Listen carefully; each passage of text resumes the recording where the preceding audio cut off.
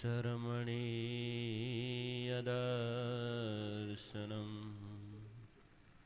मन्दहासरुचिराननाम्बुजम् पूजितं सुरनरोत्तमेर्मुदा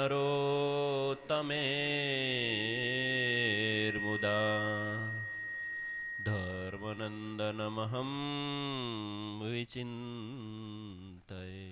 धर्मनन्दनमहं વિચિંતય.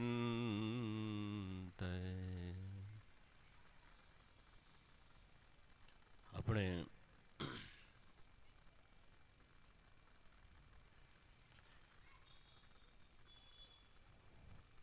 દરમાસિક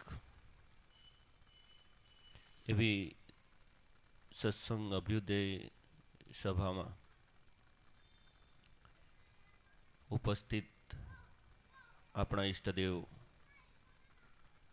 પૂર્ણ પુરુષોત્તમ સ્વામિનારાયણ ભગવાન તથા ગુરુવર્ય સદગુરુ ધ્યાની સ્વામી હરિસ્વરૂપદાસજી સ્વામી તથા આ મંદિરના કોઠારી એવા શાસ્ત્રી સ્વામી ભક્તવત્સલદાસજી સ્વામી, આ સભામાં પધારેલા દરેક ભક્તગણ, આપણે સત્સંગ અભ્યુદય સભાનું આયોજન આ સત્સંગની વૃદ્ધિ માટે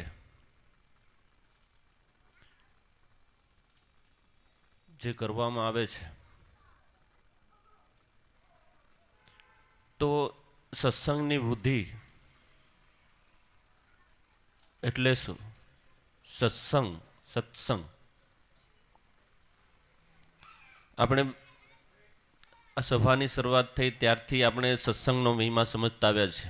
સભામાં આથી પૂર્વે સદગુરુ શાસ્ત્રી સ્વામી સત્સંગ ભૂષણદાસજી સ્વામીએ પણ આ સભાની અંદર સત્સંગનો ઘણો મહિમા કીધેલો છે.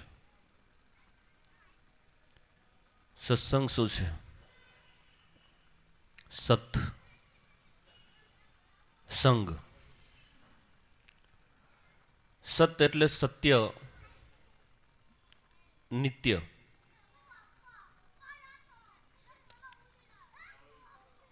આપણે જાણીએ છીએ કે આ જગતની અંદર જે કંઈ દેખાય છે એની આવરદા છે, એની આયુષ્ય છે. એટલે આયુષ્ય જેની, કાળ જેની ઉપર છે એનો વિનાશ છે. તો અત્યારે જેવું દેખાય છે એવું સમય પસાર થતાં બદલાતું જાય છે. માટે સત્ય કેને કહેવામાં આવે છે? સત્ય જે છે એ નિત્ય છે, એ ક્યારે બદલાતું નથી, એવું ને એવું રહે છે.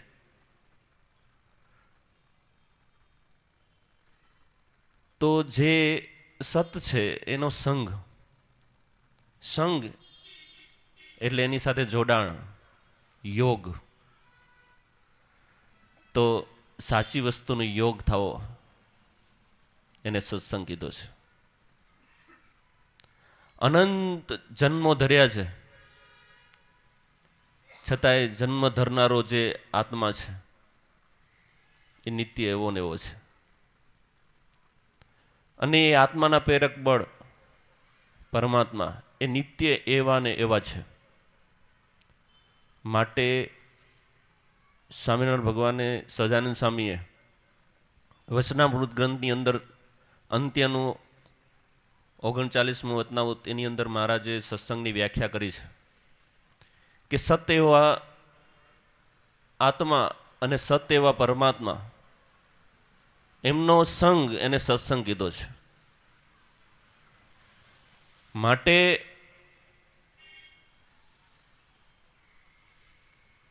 આપણે આત્મા અને પરમાત્માની વાતો ઘણી વખત સાંભળી હશે, પણ જ્યાં સુધી એ આત્મા અને પરમાત્માની અનુભૂતિ નથી થતી ત્યાં સુધી એ વાતો આપણા જીવનમાં, આપણા બુદ્ધિમાં ટકતી નથી.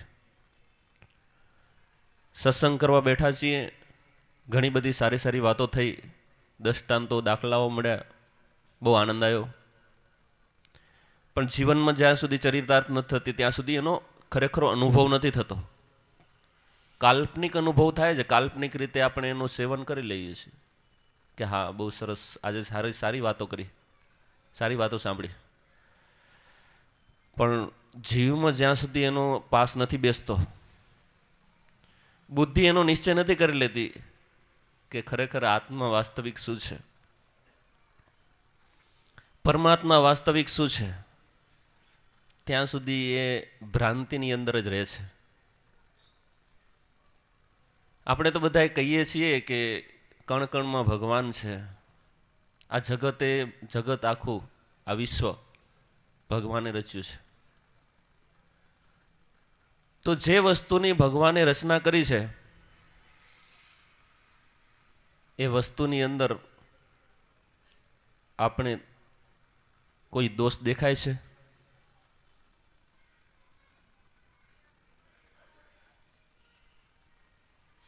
દેખાય છે? આ જગતમાં કઈ દોષ દેખાય છે? દેખાય છે? તો કોને રચ્યું છે? કોને રચના કરી છે? મારા ને તમારા ઈષ્ટદેવે બસ દોષયુક્ત બનાવ્યું છે કે આપણી સમજણ છે? આ જ્યાં સુધી નથી સમજાતો ત્યાં સુધી આપણી બુદ્ધિ ભ્રાંતિની અંદર રહે છે અને જન્મ મરણમાં ફર્યા કરે છે. જ્યારે સમજાઈ જાય છે કે આખું જગત તો ભગવાને બનાવ્યું છે, કણકણમાં રામ વસીને રહ્યો છે, તો કયો કણ ખરાબ છે? થોડું પ્રેક્ટિકલ વિચારવાની જરૂર છે. સત્સંગ આને કીધો છે, સાંભળીને ઊભા થઈ જવું નહીં. વિચારો, આપણી બુદ્ધિ ક્યાં અટકે છે? આપણા શત્રુ ઉપર, કે જ્યાં આપણી મનની ગમતી વસ્તુ નથી થતી ત્યાં અટકી જાય છે. ત્યાં એ સ્વીકાર નથી કરતો કે એને શક્તિ આપનાર, એને ઉત્પન્ન કરનાર કોણ છે. એ સત્તાનો સ્વીકાર ન કરવાથી જ એ મનમાં ભ્રાંતિ બેસે છે. પછી એ સત્તાનો સ્વીકાર ન કરનાર દુનિયામાં કોઈ પણ શક્તિ હોય, એ ભગવાને એ ભ્રાંતિ શા માટે રાખી છે? આ જગત ચલાવવા માટે. જો ન હોત તો બધા બ્રહ્મરૂપ થઈ ગયા ને જગતનું લય થઈ ગયો. માટે રાખી છે. માયા નામની શક્તિ કોની છે? કોની છે? ભગવાનની છે. એના હાથમાં છે, એના કંટ્રોલમાં છે. માયાનું આટલું કંઈ ન ચાલી શકે ભગવાનની મરજી વગર. આ જ સમજણ જીવમાં દૃઢ થઈ જવી, બસ સત્સંગ ત્યારથી શરૂઆત થાય છે. પછી એ સમજણને અંતે એને સાક્ષાત અનુભવ થાય છે કે મારો ને ભગવાનનો શું સંબંધ છે, આ શરીરનો અને મારો શું સંબંધ છે. એની જ્યારે અનુભૂતિ થઈ જાય છે ત્યારે એના અંતરમાં દૃઢ સત્સંગની અનુભવ થાય છે કે ખરેખર સત્સંગ શું છે.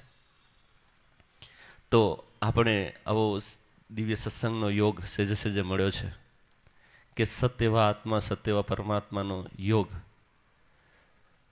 એમનું જે દઢ જ્ઞાન બુદ્ધિની અંદર પ્રગટ કરવા માટે આ આવી સભાઓની રચના કરવામાં આવી છે. અને આ સભાઓ દ્વારા આપણે ભગવાનમાં જોડવા માટે સંતો અદાક પ્રયત્ન કરે છે. જે જીવને સાચી વસ્તુ ઓળખાઈ જાય, કે સાચું એવું જ્ઞાન થઈ જાય. તો આપણે જાણીએ છીએ કે ભગવાનના ઘણા અવતારો થઈ ગયા. એ દરેક અવતારની પાછળ કંઈ ને કંઈ ઉદ્દેશ હતો ભગવાનને આ સૃષ્ટિનો વિશે. જ્યારે બ્રહ્માજીને સૃષ્ટિ રચના કરવાની આજ્ઞા કરી ત્યારે બ્રહ્માજી કે હું કઈ રીતે સૃષ્ટિ કરું? ત્યારે ભગવાને એમને આકાશવાણી દ્વારા કહેલું કે તમે તપ કરો. ત્યારે બ્રહ્માજી જાણી ગયા તપ એટલે શું, તો કે પોતાની વૃત્તિઓ જે મનની અંદર સંકલ્પો જાગે છે એ સંકલ્પ રૂપી વિચારો રૂપી વૃત્તિઓને સંકેલી અને પોતાના આત્મામાં સ્થિત કરો, પાછી વૃત્તિવાળો, પોતાના હૃદયમાં પરમાત્મામાં એ વૃત્તિને જોડો, એ જ તપ છે. કે નહીં કે ભૂખ્યા રહેવું અને મનને ચકદોડે ચડાવી મૂકવું, ભ્રાંતિમાં નાખવું અને પોતાને વિશે અહમ પેદા કરી લેવો કે હું તપસ્વી છું, એ તપ નથી, એ તો ભ્રાંતિ છે. ખરું તપ તો પોતાની અંતવૃત્તિ કરીને આત્મા સુધી પહોંચવાનો જે માર્ગ પકડે છે એ જ ખરું તપ છે. તો બ્રહ્માજીએ પણ એ વસ્તુ પોતે એપ્લાય કર્યો અને તપ કરવા બેઠા. તે વખતે આ સૃષ્ટિનું કંઈ સર્જન નથી હોતું, કેવળ અંડાકાર બ્રહ્માંડ હોય છે અને એને વિશે કોઈ લોક કે કોઈ વિભાગ હોતા નહોતા. તે વખતે બ્રહ્માજીએ સંકલ્પ કર્યો ત્યારે વેદનું જ્ઞાન છે એ ભગવાન વિરાટ નારાયણના મુખમાંથી પ્રગટ થયું. જે પૂર્વે હતું વિરાટની અંદર વાસુદેવ ભગવાને પ્રવેશ કરીને જે જ્ઞાનને પ્રગટ કર્યું હતું ઓમકાર મણોનાદથી, એ જ વેદના 52 અક્ષરરૂપ બની મુખમાંથી અને વેદ રૂપે ઋચાઓ રૂપે પ્રગટ થયું અને એનો સ્વીકાર બ્રહ્માજીએ કર્યો અને એ વેદના જ્ઞાનથી બ્રહ્માજીએ આ સૃષ્ટિની રચના કરી. સૃષ્ટિની રચના કરી તે વખતે રચના કરવાની જ્યારે ભગવાને એને આજ્ઞા કરી ત્યારે એને એક પ્રશ્ન કર્યો કે પ્રભુ, હું સૃષ્ટિની રચના તો કરું છું પણ આ કાર્ય બહુ મોટું છે, માટે ક્યાંય વિઘ્ન આવે તો મારે શું કરવું? ત્યારે ભગવાન કહે કે તમે ચિંતા ન કરો, જ્યાં જ્યાં વિઘ્ન આવશે, જ્યાં જ્યાં મારી જરૂર પડશે ત્યાં હું પ્રગટ થઈશ અને એવા સ્વરૂપે પ્રગટ થઈને આ સૃષ્ટિની અંદર જે રચના છે એને આગળ વધારીશ. તો ભગવાને એને વચન આપ્યું હતું. એ રીતે બ્રહ્માજી સૃષ્ટિ રચના કરવામાં લાગ્યા. જે પહેલાં 14 લોકના વિભાગ પાડ્યા, 7 લોક ઉપર, 7 લોક પોતાના કમળની અંદર, 7 લોક નીચે અને ઉપર, એવા વિભાગ પાડી 14. અને એની અંદર અલગ અલગ લોકની અંદર અલગ અલગ સૃષ્ટિ સર્જન કર્યું. સંકલ્પો કરતા જાય અને સૃષ્ટિ રચાતી જાય. એમ કરતાં કરતાં જ્યારે મનુષ્ય લોકની વાત આવી તે વખતે પૂર્વે દેવલોકની અંદર ને એનાથી પૂર્વે જે આગળ રચના કરી હતી એમાંથી કોઈ અસુર, જેને આપણે હિરણાક્ષ કહી છે, હિરણ્યકશિપુનો ભાઈ, એને મૃત્યુલોક યાની પૃથ્વી એને સમુદ્ર ઉપર તરતી જોઈ એટલે એને એમ થયું કે આ કંઈક વસ્તુ છે, તો પોતે લઈ અને એને સમુદ્રની અંદર પોતે ઘૂસી ગયો. જ્યારે બ્રહ્માજી વિચાર કર્યો કે મારે હવે મનુષ્ય લોકની રચના કરવી છે, એની અંદર મનુષ્ય લોક રચ્યો છે, એની અંદર કંઈ મારે જીવન મૂકવું છે, ત્યારે બ્રહ્માજી વિચાર્યું કે ક્યાં એ પૃથ્વી ક્યાં જેની ઉપર મારે જીવન રચ્યું છે, ત્યારે કંઈ મળી નહીં. ત્યારે મનોમન દુઃખી થયા. ત્યારે ભગવાને વિચાર કર્યો કે મેં વચન આપ્યું છે કે બ્રહ્માજીને જ્યારે જ્યારે તારે જરૂર પડશે ત્યારે હું પ્રગટ થઈશ. તો બ્રહ્માજીએ વિચાર કરી અને જ્યાં નસકોરાની અંદરથી જ્યાં ઉચ્છ્વાસ છોડ્યો ત્યાં એનાથી નસકોરામાંથી એટલે નાકમાંથી એક સૂક્ષ્મ જીવ જેવો જંતુ બહાર આવીને પડ્યું. જોયું તો જોતામાં એમાંથી એક વિરાટ વરા એટલે એમ બીજું નામ છે ભૂંડ જેવા આકારનું એક પ્રાણી પ્રગટ થઈ ગયું. જોવામાં તો થોડું વિકરાળ અને વિશાળ લાગતું હતું. એ જોઈને બ્રહ્માજીએ રચ્યા તકા ઋષિઓ એ બધા જોઈને આશ્ચર્ય પામ્યા કે આ શું, આ વળી એવું વિચિત્ર પ્રાણી કેવું છે કે આવી રીતે પ્રગટ થયું. ત્યાં થોડી વારમાં જોતામાં જ ત્યાંથી એ પ્રાણી સમુદ્રની અંદર પ્રવેશ કરી ગયો. તો સાગરની અંદર સમુદ્રમાં પ્રવેશ કરી અને ગોતવા લાગ્યું, પોતાના નસકોરાની સૂંઘીને ગોતવા લાગ્યું કે પૃથ્વી ક્યાં છે. જોઈ પૃથ્વી એને અંદર સમુદ્રની અંદર જોઈ તો એને લઈ અને ત્યાંથી ભાગ્યો. ભાગતા જ્યારે પૃથ્વી લઈને બહાર આવે છે ત્યાં એને હિરણાક્ષ નામનો રાક્ષસ એને જુએ છે. ત્યારે એમની સાથે યુદ્ધ થાય છે અને યુદ્ધમાં હિરણાક્ષને નાશ કરી અને પૃથ્વીને પાછી સ્થાપિત કરે છે અને બ્રહ્માજી એની પર આ ચરાચર આ વિશ્વની રચના કરે છે. તો આવી રીતે જ્યારે જ્યારે આ સૃષ્ટિની રચનામાં જરૂર પડી ત્યારે ભગવાને પોતે કોઈના કોઈ અવતાર ધારણ કરી અને આ સૃષ્ટિની રક્ષા કરી છે. પછી આ સૃષ્ટિ ઉપર મનુષ્ય એને કઈ રીતે રહેવું એના માટે ઋષિઓ દ્વારા, મનુ આદિક ઋષિ દ્વારા સ્મૃતિઓ બનાવી, સ્મૃતિઓ પ્રગટ કરી. અને વેદના સાર જે ગ્રહણ કરનારા ઋષિઓ એને પોતે સ્મૃતિઓ રૂપે કે આ રીતે જીવન જીવવું એમ મનુ સ્મૃતિ, યાજ્ઞવલ્ક્ય સ્મૃતિ આદિક સ્મૃતિઓ પ્રકાશ કરી. પરાશર સ્મૃતિ, વશિષ્ઠ સ્મૃતિ, કે દરેક લોકોએ આ જીવન કઈ રીતે જીવવું, કઈ રીતે વર્ણાશ્રમના ધર્મો પાડવા, આ બધું પ્રગટ કર્યું. પણ એથી વિશેષ કે આ સૃષ્ટિ તો રચાઈ ગઈ, પણ હવે એમાંથી જીવને ક્યાં સુધી આ સૃષ્ટિની અંદર રાખવા ને જન્મ મરણના ચક્કરની અંદર રાખવા અને કર્મ ફળ ભોગતા બનાવવા, તો એમાંથી કોઈ જીવને બહાર કાઢવા માટે કે એમાંથી મુક્ત કરવા માટે ભગવાન પાછા અવતાર ધારણ કરે છે. અને એ અવતાર દ્વારા, અવતાર કાર્ય દ્વારા જીવોને સાચો મોક્ષનો માર્ગ દેખાડે છે કે આ રીતે વર્તશો તો તમને ખરેખર મોક્ષનો અનુભવ થશે અને તમે મારી અનુભૂતિ ખરેખર કરી શકશો. અત્યારે તો તમે બધા મારાથી વિમુખ છો, એટલે કે મારાથી અવળી ગતિ ચાલો છો, મને પામ્યા નથી હજી, પણ મને પામવાનો માર્ગ તો હું તમને બતાવું છું. એ માર્ગે ચાલશો તો જ મને પામશો. તો મહારાજે જ્યારે જ્યારે ભગવાને અવતાર રૂપે પ્રગટ થયા ત્યારે એમાં અલગ અલગ ક્યારેક ધર્મનું પ્રવર્તન કર્યું છે અને ક્યારેક ભક્તિનું પ્રવર્તન કર્યું છે. આ ભક્તિ છે એ જ જીવને મોક્ષની કરાવનારી છે. અને એ ભક્તિ ક્યારે ટકે છે તો કે ધર્મયુક્ત હોય છે. ધર્મને આશ્રય એ ભક્તિ ટકી શકે છે અને એ પક્વ બની અને જીવને મોક્ષ કરાવે છે. માટે ધર્મયુક્ત એવી ભક્તિ એને ભગવાને વચનામૃતની અંદર ભાગવત ધર્મ કીધો. ભાગવતની અંદર પણ એનું વર્ણન આવે છે કે ભગવાનના સંબંધવાળો જે ધર્મ છે, જેમાં ભગવાનમાં પ્રેમ ઉપજાવે છે, એવો ધર્મ એ ધર્મ એ ભક્તિ છે. એને વચનામૃતમાં પણ આનું વિશ્લેષણ મહારાજે કર્યું છે કે જે ભગવાનની અંદર જોડે છે અને જે ભગવાનથી વિમુખ કરે છે એ અધર્મ છે.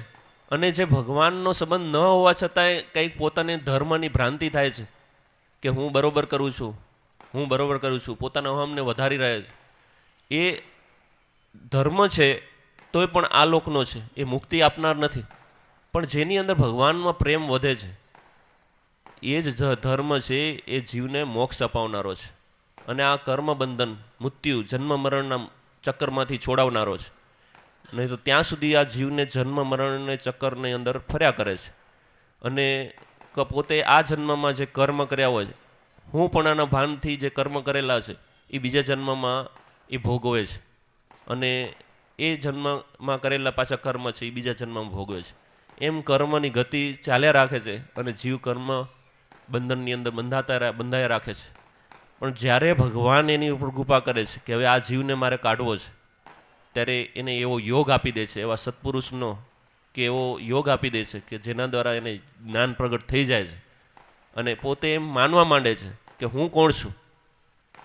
તો કે આ શરીર હું નથી. શરીર તો ઘણા જેમ દરરોજ આપણે કપડાં પહેરીએ છીએ અને બીજા બદલી નાખીએ છીએ, એમ આ શરીર આપણે ઘણા બદલી નાખ્યા છે અને ઘણા શરીરને બદલીને ભૂલી ગયા છે.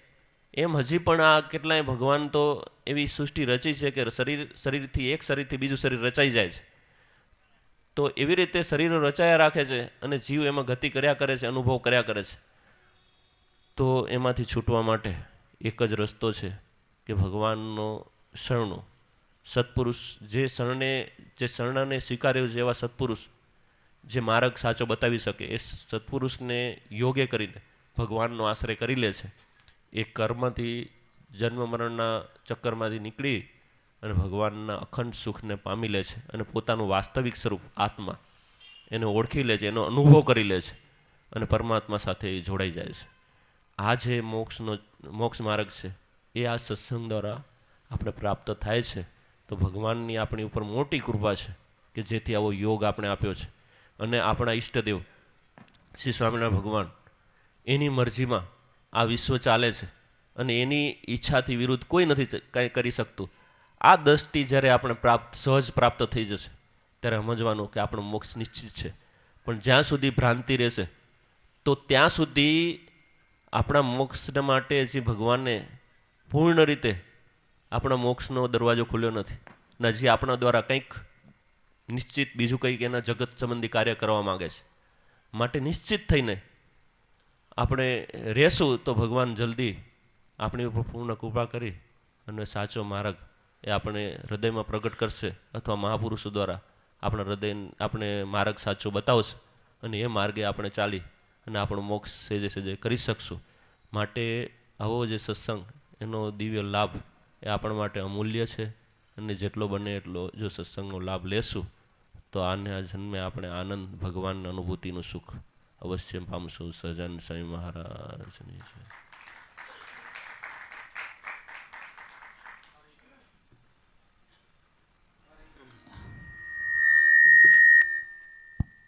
હરે કૃષ્ણ મહારાજની જય. લક્ષ્મીનારાયણ દેવની જય. સત્ય એવાનો સંગ, જેને સત્સંગ, એની સુંદર મજાનું આપણને કદાચ આવું પહેલી વખત સાંભળ્યું હોય એવું સરસ મજાની કથા શ્રીજી પ્યારક સ્વામી આપણને કહી. અને સૃષ્ટિની ઉત્પન્ન વખતે બ્રહ્માજીને ભગવાને કહ્યું કે જ્યારે જ્યારે જરૂર પડશે ત્યારે હું અવતાર લઈને પણ તમને મદદ કરીશ. અને વરાહ અવતાર કેવી રીતે થયા, અન્ય અવતારોએ આ સૃષ્ટિની રચનામાં કેવી કેવી રીતે કાર્ય કર્યું અને મોક્ષ પ્રાપ્ત કરવા માટે કહેતા ભગવાનની ચરણ પ્રાપ્ત કરવા માટે કેવી કેવી રીતે સ્મૃતિઓ રચરાઈ, આ રચરાઈ તે રચાઈ, એનું સુંદર મજાનું આપણે જ્ઞાન આપ્યું. અને એના જ એક ભાગરૂપે ભગવાન સ્વામિનારાયણ આત્યંતિક કલ્યાણના મોક્ષ માટે મન્વંતરો ભરીને આ જીવોને ધામમાં લઈ જવા માટે અવતાર ધારણ કર્યો. અને એમની જોડે એવા અનેક સંતો આવ્યા. એ સંતોએ પણ મોક્ષનો માર્ગ પ્રશસ્ત કરવા માટેના જ કાર્યો કરતા આવ્યા છે. અને એવા એક સંત સદગુરુવર્ય અનાદિમૂળ અક્ષરમૂર્તિ સદગુરુવર્ય ગોપાળાનંદ સ્વામીનું જીવન ચરિત્ર ઉપર આપણા ભક્તવત્સલ સ્વામી છેલ્લા 4 સભાથી આપણને સુંદર મજાના ગોપાળાનંદ સ્વામી પર આપણે વાતો કરી રહ્યા છે. ભગવાન સ્વામિનારાયણ પછી સ્વામિનારાયણ સંપ્રદાયમાં જો બીજું કોઈ સ્ટેજ હોય તો અનાદિમૂળ અક્ષરમૂર્તિ સદગુરુવર્ય ગોપાળાનંદ સ્વામી છે. આ ગોપાળાનંદ સ્વામીનું જીવન ચરિત્ર જો કદાચ આપણે હૃદયમાં ઉતારીએ ને તો સ્વામિનારાયણ સંપ્રદાયની કોઈ એવી વિશિષ્ટ બાબત નથી કે જે આપણને અધૂરી રહે. અને ભગવાન સ્વામિનારાયણને પ્રાપ્ત કરવા માટેની કોઈ સાધન પણ આપણા જીવનમાં અધૂરું ન રહે. તો એવા સદગુરુવર્ય ગોપાળાનંદ સ્વામીની વાતો સાંભળવા માટે હું આપણા મંદિરના કોઠારી પરમ પૂજ્ય સદગુરુવર્ય ભક્તવત્સલ સ્વામીને વિનંતી કરું કે સ્વામી આપ આપની આગવી શૈલીમાં અમને અનાદિમૂળ અક્ષરમૂર્તિ સદગુરુવર્ય ગોપાળાનંદ સ્વામીના જીવન ચરિત્ર ઉપર અમને વાતો કરો.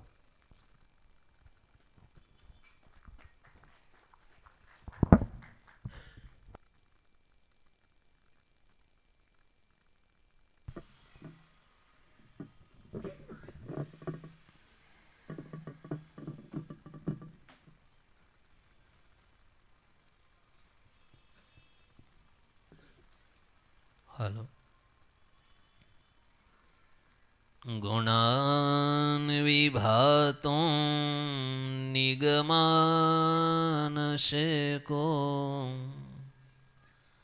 સર્વેશ્વરસ્યાખિલશક્તિધામ્ના બ્રહ્માદયો યસ્ય વશે વસન્તિ ત્વાં સ્વામિનારાયણમાનતોસ્મિ તં સ્વામિનારાયણમાનતોસ્મિ બોલો સ્વામિનારાયણ ભગવાનની, શ્રી હરિકૃષ્ણ મહારાજની જય, શ્રી ઘનશ્યામ મહારાજની, લક્ષ્મીનારાયણ દેવની, શ્રી રોકડિયા હનુમાનજી મહારાજની જય. આનંદ કોટી બ્રહ્માંડના અધિપતિ ઈષ્ટદેવ સ્વામિનારાયણ ભગવાન તેમજ ગુરુવર્ય સદગુરુ ધ્યાને સ્વામી, જેના પટાગણની અંદર જેની સાનિધ્યમાં બેઠા છે એવા રોકડિયા દેવ હનુમાનજી મહારાજ, બ્રહ્મનિ સંતો તેમજ સર્વે સ્થાનિક બાર ગામથી પધારેલા સર્વે હરિભક્તો, વાલા ભક્તો, આપણે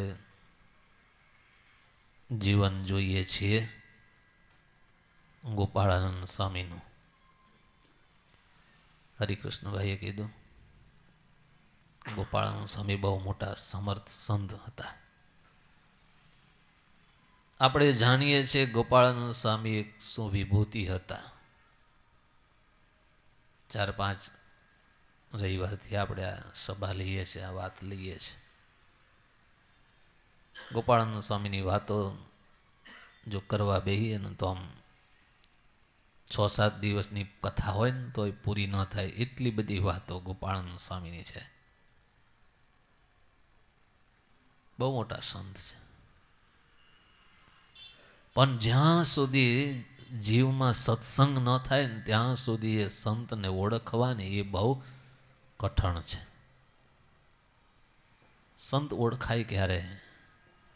કે જ્યારે એની સાથે યોગ થાય, એનો સંગ થાય, એનો સમાગમ કરીએ, એની ભેળા રહીએ ને ત્યાર પછી ખબર પડે કે આ કોઈક મહાન સંત છે, બાકી ન ખબર પડે.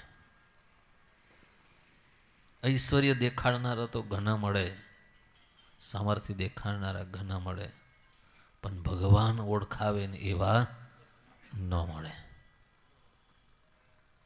સામર્થ્ય હોય. રામકૃષ્ણ પરમહંસ હતા ને ત્યારે એક મહાત્માજી 12-15 વર્ષ બહુ મોટી યોગ સાધના કરી, અને એ યોગ સાધના કરતા કરતા એની અંદર એવી સામર્થ્ય પ્રાપ્ત થઈ. કેવી સામર્થ્ય? તો કે પાણી ઉપર ચાલી શકે ને એવી સામર્થ્ય. અને એ પાણી ઉપર ચાલે અને લોકોને શું થાય, અહીં કોઈક હવામાં આમ ઉતરી નીચે આવે તમને શું લાગે? આકાશ માર્ગે તેજ તેજનો ઘોડો આવે ને પછી નીચે ઉતરે ને તમારી પાસેથી આમ જાય તો તમે કથા સાંભળો કે એને જોવા જાઓ? જોવા જઈએ.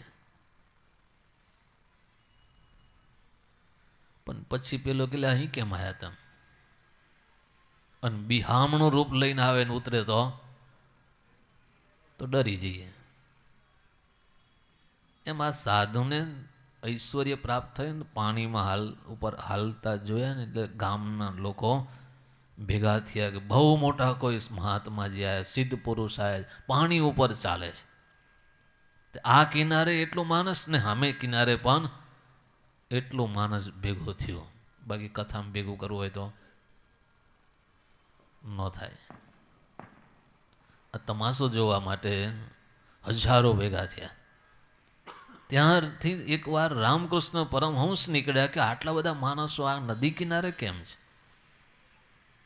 જોતા જોતા ઠેક નજીક આવ્યા ત્યારે ખબર પડી કે આટલા બધા માણસો કેમ છે? તો કે કોઈક મહાન સિદ્ધ પુરુષ આવ્યા છે એના દર્શન કરવા માટે આ બધા ભેગા થયા છે. તો કે ક્યાં છે? તો કે આ જો આ બેઠા એ મહાન સંત છે. તો કે શું ઐશ્વર્ય બતાડ્યું? તો કે પાણી ઉપર ચાલીને આવ્યા. એમ? તો કે હા. મહાત્માજીની પાસે જઈને રામકૃષ્ણ પરમહંસ હાથ જોડીને પગે લાગ્યા, મહાપુરુષ નમસ્કાર. ઓલે પણ નમસ્કાર કર્યા. પછી રામકૃષ્ણ પરમહંસ પૂછે, મહાત્માજી આ સિદ્ધિ તમને કેટલા વર્ષ પ્રાપ્ત થઈ? ત્યારે મહાત્માજીએ કીધું કે આ સિદ્ધિ 12 વર્ષની તપશ્ચર્યાને અંતે મને પ્રાપ્ત થઈ છે. શું વાત કરો? તો કે હા, બહુ મોટી તપશ્ચર્યા કહેવાય. સારી સિદ્ધિ પ્રાપ્ત તમે કરી, પણ મારી દ્રષ્ટિએ તમારી સિદ્ધિ 4 આનાની છે. એટલે પેલો મહાપુરુષ તો આમ આશ્ચર્ય પામી ગયો કે આને શું ખબર પડે મારી શું સામર્થ્ય. એને મૂલ્યાંકન 4 આના કર્યા. તો કે કેમ એમ કહો છો? તો કે 2 આના આપું તો મને વાહનવાળો સામે લઈ જાય, અને બીજા 2 આના આપું તો આ બાજુ લઈ આવે.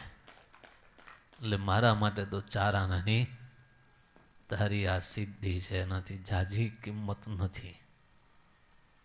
એટલે પેલાને એમ થયું સારું, વાત એ સાચી. 2 આના આમ તો પ્રેમથી પેલો લઈ જાય, એકલા લઈ જાય અને એકલો લઈ આવે. એ વખત તો આનાની કિંમત હતી. મહાત્માજીને બોલો ઓળખાણી. પછી રામકૃષ્ણ પરમહંસ કહે છે કે મહાત્માજી આના કરતાં મારા પ્રભુની આરાધના જો 12 વર્ષ સુધી કરી હોત ને તો મારો પ્રભુ તને વશ થઈ ગયો હોત. અને ઘણા એવા ભક્તો છે 12 વર્ષ સુધી તપશ્ચર્યા કરી છે ને એની સામે ભગવાન સામે ચાલીને એને દર્શન દેવા ગયા છે. ઘણા બધા એવા સત્સંગની અંદર ભક્તો છે. પેલા જીવન ભગત હતા મેથાણના, એને તપશ્ચર્યા કરી, બ્રહ્મચર્ય પર તપશ્ચર્યા કરી, બ્રહ્મચર્યનું પાલન કર્યું. 12 વર્ષ સુધી બ્રહ્મચર્યનું પાલન કર્યું. ત્યારે મહારાજ ગુલાબનો ગુચ્છ હશે ને એમ કાને અડાડે, મુખારવિંદે અડાડે, સુગંધ લે, આંખે અડાડે, કપાળે અડાડે, આમ છાતી અડાડે. ત્યારે મુક્તાનંદ સ્વામી કે મહારાજ આ શું લીલા સમજાણી નહીં? ત્યારે મહારાજ કે ઓલા જીવન ભગતની મેથાણના છે ને એના બ્રહ્મચર્યની સુગંધ આમાં આવે છે. કચ્છમાં એક ભગત હતા, અખંડ બ્રહ્મચર્યનું પાલન કર્યું. પતિ પત્ની, આ પણ મેથાણના જીવન ભગત ને અમરબાઈ પણ પતિ પત્ની છે. આમ તો તમને ખબર હશે. એ જીવન મેથાણના ભક્ત હતા ને પરણવા ગયા હતા, અને મોયરામ બેઠા ને વિધિ ચાલતી હતી ને તો કોક એના અનવારે કીધું કે ગામમાં ગોપાળ શ્રીજી મહારાજ આવ્યા. તો કે શું વાત કરો? તો કે હા. એટલે બ્રાહ્મણને કીધું વિધિ પૂરી કર જલ્દી. તો કે ભાઈ એ તો જેમ થતી હોય થાય. તો કે ના, ઉતાવળ કર. તારે ભૂદેવને એમ થયું કે સારું આને બરાબરનું પૈન ચડ્યું છે કે જલ્દી વિધિ પૂરી કરાવે. બ્રાહ્મણને કીધું એટલે બ્રાહ્મણે તો અડધો કલાકમાં બધું ફ્લેક્સિબલ હોય ને હંકેલી લીધું, અને જે હાથ ગરણું કરવાનું હોય એ ફટાફટ પતાવી દીધું. અને પછી તરત જ નીકળી પડ્યા કે વિદાય આપો, અમને અમારે ઉતાવળ છે, જાવું છે. અને એ છેડા છેડી બાંધેલા એમને એમ જીવન ભગત છે ને મેથાણમાં આવ્યા અને મહારાજને પહેલા દર્શન કરવા મહારાજ પાસે ગયા. અને મહારાજ પાસે 2 જણા છેડા છેડી બાંધેલા હતા ને ગયા. ત્યારે મહારાજ કે અલ્યા તમે 2 ભાઈ બહેન જેવા દેખાવ છો. સ્વામિનારાયણ ભગવાન શું કહે? તમે 2 ભાઈ બહેન જેવા દેખાવ છો. એટલે જીવન ભગતે મૂંઝાણા અને એના પત્નીએ મૂંઝાણા, મરબાઈએ મૂંઝાણા. ખારું આ હું હજુ છેડાછેડી બાંધી છોડ્યું નથી, આ વેશ પણ ઉતાર્યો નથી, અને મહારાજને ખબર નહીં હોય. પણ બેના સંકલ્પ મનમાં થવા માંડ્યા. ને હાજે ઘરે ગયા ને ઘરે જઈને રૂમમાં બેઠા હશે ને ત્યારે એકબીજા મોઢા જુએ અને મૂંઝાય. એટલે જીવન ભાઈ કે કેમ મૂંઝાવ છો? તો કે કાંઈ નહીં. તમે કેમ મૂંઝાવ છો? તો કે કાંઈ નહીં. ના, કંઈક તો મૂંઝવણ હોય ને. તો કે આજ આપણને મહારાજે આવું કીધું તો કેમ એવું કીધું હશે? તો જીવન ભગત કે શું કરવું છે? તો કે જો મહારાજ આપણને ભાઈ બહેન જેવા જોતા હોય તો આપણે આજીવન ભાઈ બહેનના જેવો સંબંધ રાખીને જીવવો. ભાઈ આવું કીધું એટલે જીવન ભગત કે મંજૂર, આપણે આ જીવન ભાઈ બહેનની જેમ જ જીવવાનું. જીવાય? મોયરામાં 4 ફેરા ફર્યો હોય અને પછી કે હું ઘરમાં ભાઈ બહેનની જેમ રહું, રેવાય? શક્ય છે? પણ એ ભગવાન પુરુષોત્તમ નારાયણના વચને એ ભાઈ બહેન તરીકે રહ્યા અને એના બ્રહ્મચર્યની સુગંધ મહારાજને ગુલાબના ગુચ્છમાં આવતી. એ જ રીતે કચ્છમાં એક ભક્ત હતા, એને પણ 12 વર્ષ સુધી બ્રહ્મચર્યનું પાલન કર્યું ને ત્યારે મહારાજ અડધી રાતે ઉઠીને એને દર્શન દેવા ગયા. ત્યારે બ્રહ્મચારી જાગી ગયા. મહારાજને કહે, મહારાજ આ અડધી રાતે ક્યાં ઉઠ્યા? અરે મહારાજ કે તો ભૂલી જાય, મારા કામ છે એટલે જવું છે. અરે નહીં મહારાજ, હું તો તમારી ભેગો જ આવીશ. તો ભગવાન હાલે ને પેલા બ્રહ્મચારી દોડીને પાછળ પહોંચ્યા. મહારાજ કે તું દોડીને થાકી જઈશ તોય મને નહીં પહોંચું, માટે પાછો વળતા કે નહીં પ્રભુ, હું તો તમને છોડીશ નહીં, તમારી પાછળ જ આવીશ. જેટલા વેગે ભગવાન જાય ને એટલા વેગે બ્રહ્મચારી દોડે. કચ્છમાં જઈને ઉભા રહ્યા, અડધી રાતે બારણું ખખડાયું. ભાઈ આવીને ખોલ્યું, દીવો કર્યો ને બેહાડ્યા ને પછી કીધું આપ કોણ છો? તો કે સ્વામિનારાયણ ભગવાન. અરે રે મહારાજ, અડધી રાતે આપ? મહારાજ કે તને દર્શન દેવાતા ને એટલે આવ્યો હતો. તે મહારાજ એને બેહાડ્યા અને મહારાજ પાસે બેઠા ભગત, અને પછી મહારાજ એના ઉપર કંઈક કૃપા દ્રષ્ટિ કરીને તે સમાધિમાં જતો રહ્યો. એટલે બ્રહ્મચારીને કીધું કે આ ભગતને શું થયું? અરે મહારાજ, જે ત્યાં બાઈને બોલાવીને પૂછ્યું કે આ ભગતને આ શું થયું? તો કે મને ખબર નથી. તો કે આવું કોઈક દિવસ થાય? તો કે જિંદગીમાં આવું કોઈ દિવસ થયો એ મને ખબર નથી. એમને થાય છે કે નથી થતું, જિંદગીમાં થયું છે કે નથી થયું એ મને કાંઈ આની ખબર નથી. તો કે તમે ભેગા રહો છો ને? તો કે હું તો ભેગી રહેતી જ નથી. એ ઘરમાં હોય તો હું બહાર હોય, ને હું બહાર હોય તો એ ઘરમાં હોય. અમે એક રૂમની અંદર ક્યારેય 12 વર્ષ જતા રહ્યા, કોઈ દિવસ એક રૂમમાં ભેગા બેઠા નથી, ભેગા હોતા નથી અને ભેગા વાતો કરી નથી. મારા રૂમમાં ને એના રૂમમાં. એટલે એને શું થયું એ મહારાજ મને ખબર નથી. પછી મહારાજે ભગતને જગાડ્યા.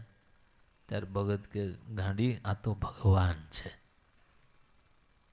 કર ભગવાનના દર્શન. ત્યારે 2 જણાએ ભગવાનના પ્રેમથી દર્શન કર્યા. મહારાજની આગતા સ્વાગતા કરી મહારાજને જમવાનું કીધું. મહારાજ કે હવે અડધી રાતે કાંઈ જમવું નથી, સવારે જમશો. આ તો તમે 12 વર્ષથી આ તપશ્ચર્યા કરો છો ને, એના કારણે હું તમને દર્શન દેવા માટે આવ્યો છું. આવા ભગવાન ને આપણે પામવું છે. એટલા માટે આ લોકના જો કંઈક પદાર્થ મળે, ઐશ્વર્ય મળે, સાધન સંપત્તિ મળે ને તો એમાં ક્યાંય મોહ પામવા જેવો નથી. એ ભગવાનના સ્વામી કીધું ને, તો ભગવાનની માયા છે. આમ તો માયા બંધનકારી છે કે સુખ આપનારી? વચનામૃતમાં મહારાજે પૂછ્યું છે, માયા દુઃખકારી છે કે સુખકારી? માયા કેવી છે? દુઃખકારી છે તો ભગવાને હમણાં સ્વામી કીધું દુઃખકારી છે તો ભગવાને શું કા બનાવી? તો ભગવાને દુઃખકારી, ભગવાને જે વસ્તુ બનાવી તો એ દુઃખકારી કહેવાય ને, બનાવનારો એવો જ હોય ને. મહારાજે વચનામૃતમાં કીધું માયા દુઃખકારી નથી, માયા તો સુખકારી છે. માયા છે તો તમે બેઠા છો, નહીં તો બેહો તમે. આ દેહ કયો છે? માઇક છે, દિવ્ય છે, માઇક છે. એ જ માઇક દેહથી તમે ભગવાનના ગુનાનો વાત સાંભળો છો અને ભગવાનની ભક્તિ કરો છો અને ભગવાનને પામો છો. શાનાથી પામવાનું? આ માઇક દેહથી પામવાનું છે. આ માઇક ના હોય તો તમને સંભળાય? બાકી માઇક બંધનકારી છે ને. કોકના હાથમાં આવી જાય છોડે? કોકના હાથમાં જો માઇક આવી જાય તો માઇક મૂકવાની ઈચ્છા થાય નહીં. પછી ઓડિયન્સ છે ને તાળીઓ વારંવાર પાડે ત્યારે પેલો કે ભાઈ હવે તાળીઓ પાડે છે ને કંટાળે છે માટે હવે મૂકો એમ. પણ તોય અમુક તો એ માઇકને ચોંટી જાય ને તે છોડે નહીં. એટલે બંધનકારી. પણ માઇક વગર તમને છેક છેડે સંભળાશે? ભલે દુઃખકારી છે પણ એ આપણા માટે સુખકારી. સમજણથી વાપરવાનું. અણસમજણથી વાપરવાનું તો માઇક છૂટે નહીં, ખુરશી સત્તા છૂટે નહીં. પણ જો સમજણ હોય ને તો મહારાજે 49 વર્ષે પૂરું કરી નાખ્યું અને આપણને 49 તો શરૂ થાય. મહારાજે પૂરું કરી દીધું. એટલે આ જગતના પદાર્થ છે ને એની અંદર ક્યારેય આસક્ત ન થાઓ. મોટા મોટા સંતો, ગોપાળન સ્વામીની આપણે વાત કરવી છે. ગોપાળન સ્વામી મહાન સમર્થ સંત છે. હજારો ભક્તો એને આશરીને રહેઠા છે, એનો સમાગમ કરે છે. હજારો ભક્તો ગોપાળન સ્વામીની વાતો સાંભળી અને ભગવાનને પામી ગયા છે. સમર્થ સંતતા. દુઃખી જીવ હોય ને એને સુખી કરે કોણ? તો કે ગોપાળન સ્વામી. દુઃખી હોય ને એને સુખી કરી દે એવા ગોપાળન સ્વામી હતા. પોતાની અંદર શક્તિ ઐશ્વર્ય દેખાડનારા, નાડી પ્રાણને સંકેલી લે એવા હોય તો એક ગોપાળન સ્વામી હતા. એક બ્રાહ્મણને પૈસાની જરૂર હતી ને તો ગોપાળન સ્વામી પાછળ પાછળ હાલ્યો. સ્વામીએ 2 વાર કીધું પાછો વળ, પણ પેલો પાછો વળ્યો નહીં. પાછળ પાછળ ગાડાની પાછળ પાછળ હાલ્યો જ આવે. સ્વામી કહે તું પાછો વળ, હું તો ગામડે જાઉં છું. પણ કઈ બોલે નહીં, પાછળ પાછળ હાલ્યો. સ્વામી એક ગાડું ઊભું રાખ્યું અને ઊભું રખાઈને પછી ભગતને કીધું હવે હાથ જોડું, તું પાછો જા. ત્યારે ભગત કે સ્વામી હું તમને હાથ જોડું, હું દુઃખી છું, મને કંઈક સુખ થાય એવું કરો. સ્વામી કે પહેલાથી બોલ્યો હોત તો મને સુખી કરો. શું દુઃખ છે? તો કે મારા છોકરાને 12 વર્ષ થઈ ગયા, હજુ જનોઈ આપી નથી, એ મને મોટું દુઃખ છે, માટે દુઃખ મારું ટાળો. કેમ નહીં આપી? તો કે મારી પાસે નાણું નથી. ત્યારે ગોપાલ સ્વામી ગાડામાંથી નીચે ઉતરે. ગાડામાંથી નીચે ઉતરીને એક ઝાડ હતું ને એની નીચે જઈને કીધું કે અહીંયા આટલી જગ્યામાં ખોતર. એટલે પેલા લાકડાથી ખોતરી જમીન, આટલું ખોતર્યું ને આમ આંગળ જેટલું, ત્યાં માટીનું કોળિયું આવ્યું. સ્વામી કે કોળિયું ઉપાડ. કોળિયું ઉપાડીને પછી કે હવે એમાંથી 5 સોનામર કાઢી લે. એટલે કાઢી લીધી. પછી કે હવે કોળિયું મૂકીને માટી નાખી દીધી. કે લે આ 5 સોનામર છે ને એમાં 2 વેચી મારજે અને જે પૈસા હોય ને એમાંથી જનોય છોકરાને અપાઈ દેજે. બીજી 3 વધે ને એ જ્યારે જરૂર પડે ને ત્યારે વેચજે, ત્યાં હું વેચતો નહીં. પેલો બ્રાહ્મણ તો રાજી થઈ ગયો. આજ તો હું ધનાઢ્ય થઈ ગયો. 2 સોનામર વેચીને વાજતે ગાતે ધામધૂમથી છોકરાને જનોઈ અપાવીને બ્રાહ્મણને દક્ષિણા આપીને બ્રાહ્મણને રાજી કરી લીધા. પણ સોનામોર શું છે? સુવર્ણમાં કડીનો વાસ છે. આપણે ભેગા રાખીએ છીએ કે નહીં રાખતા? સોનું ભેગું રાખો છો કે નહીં રાખતા?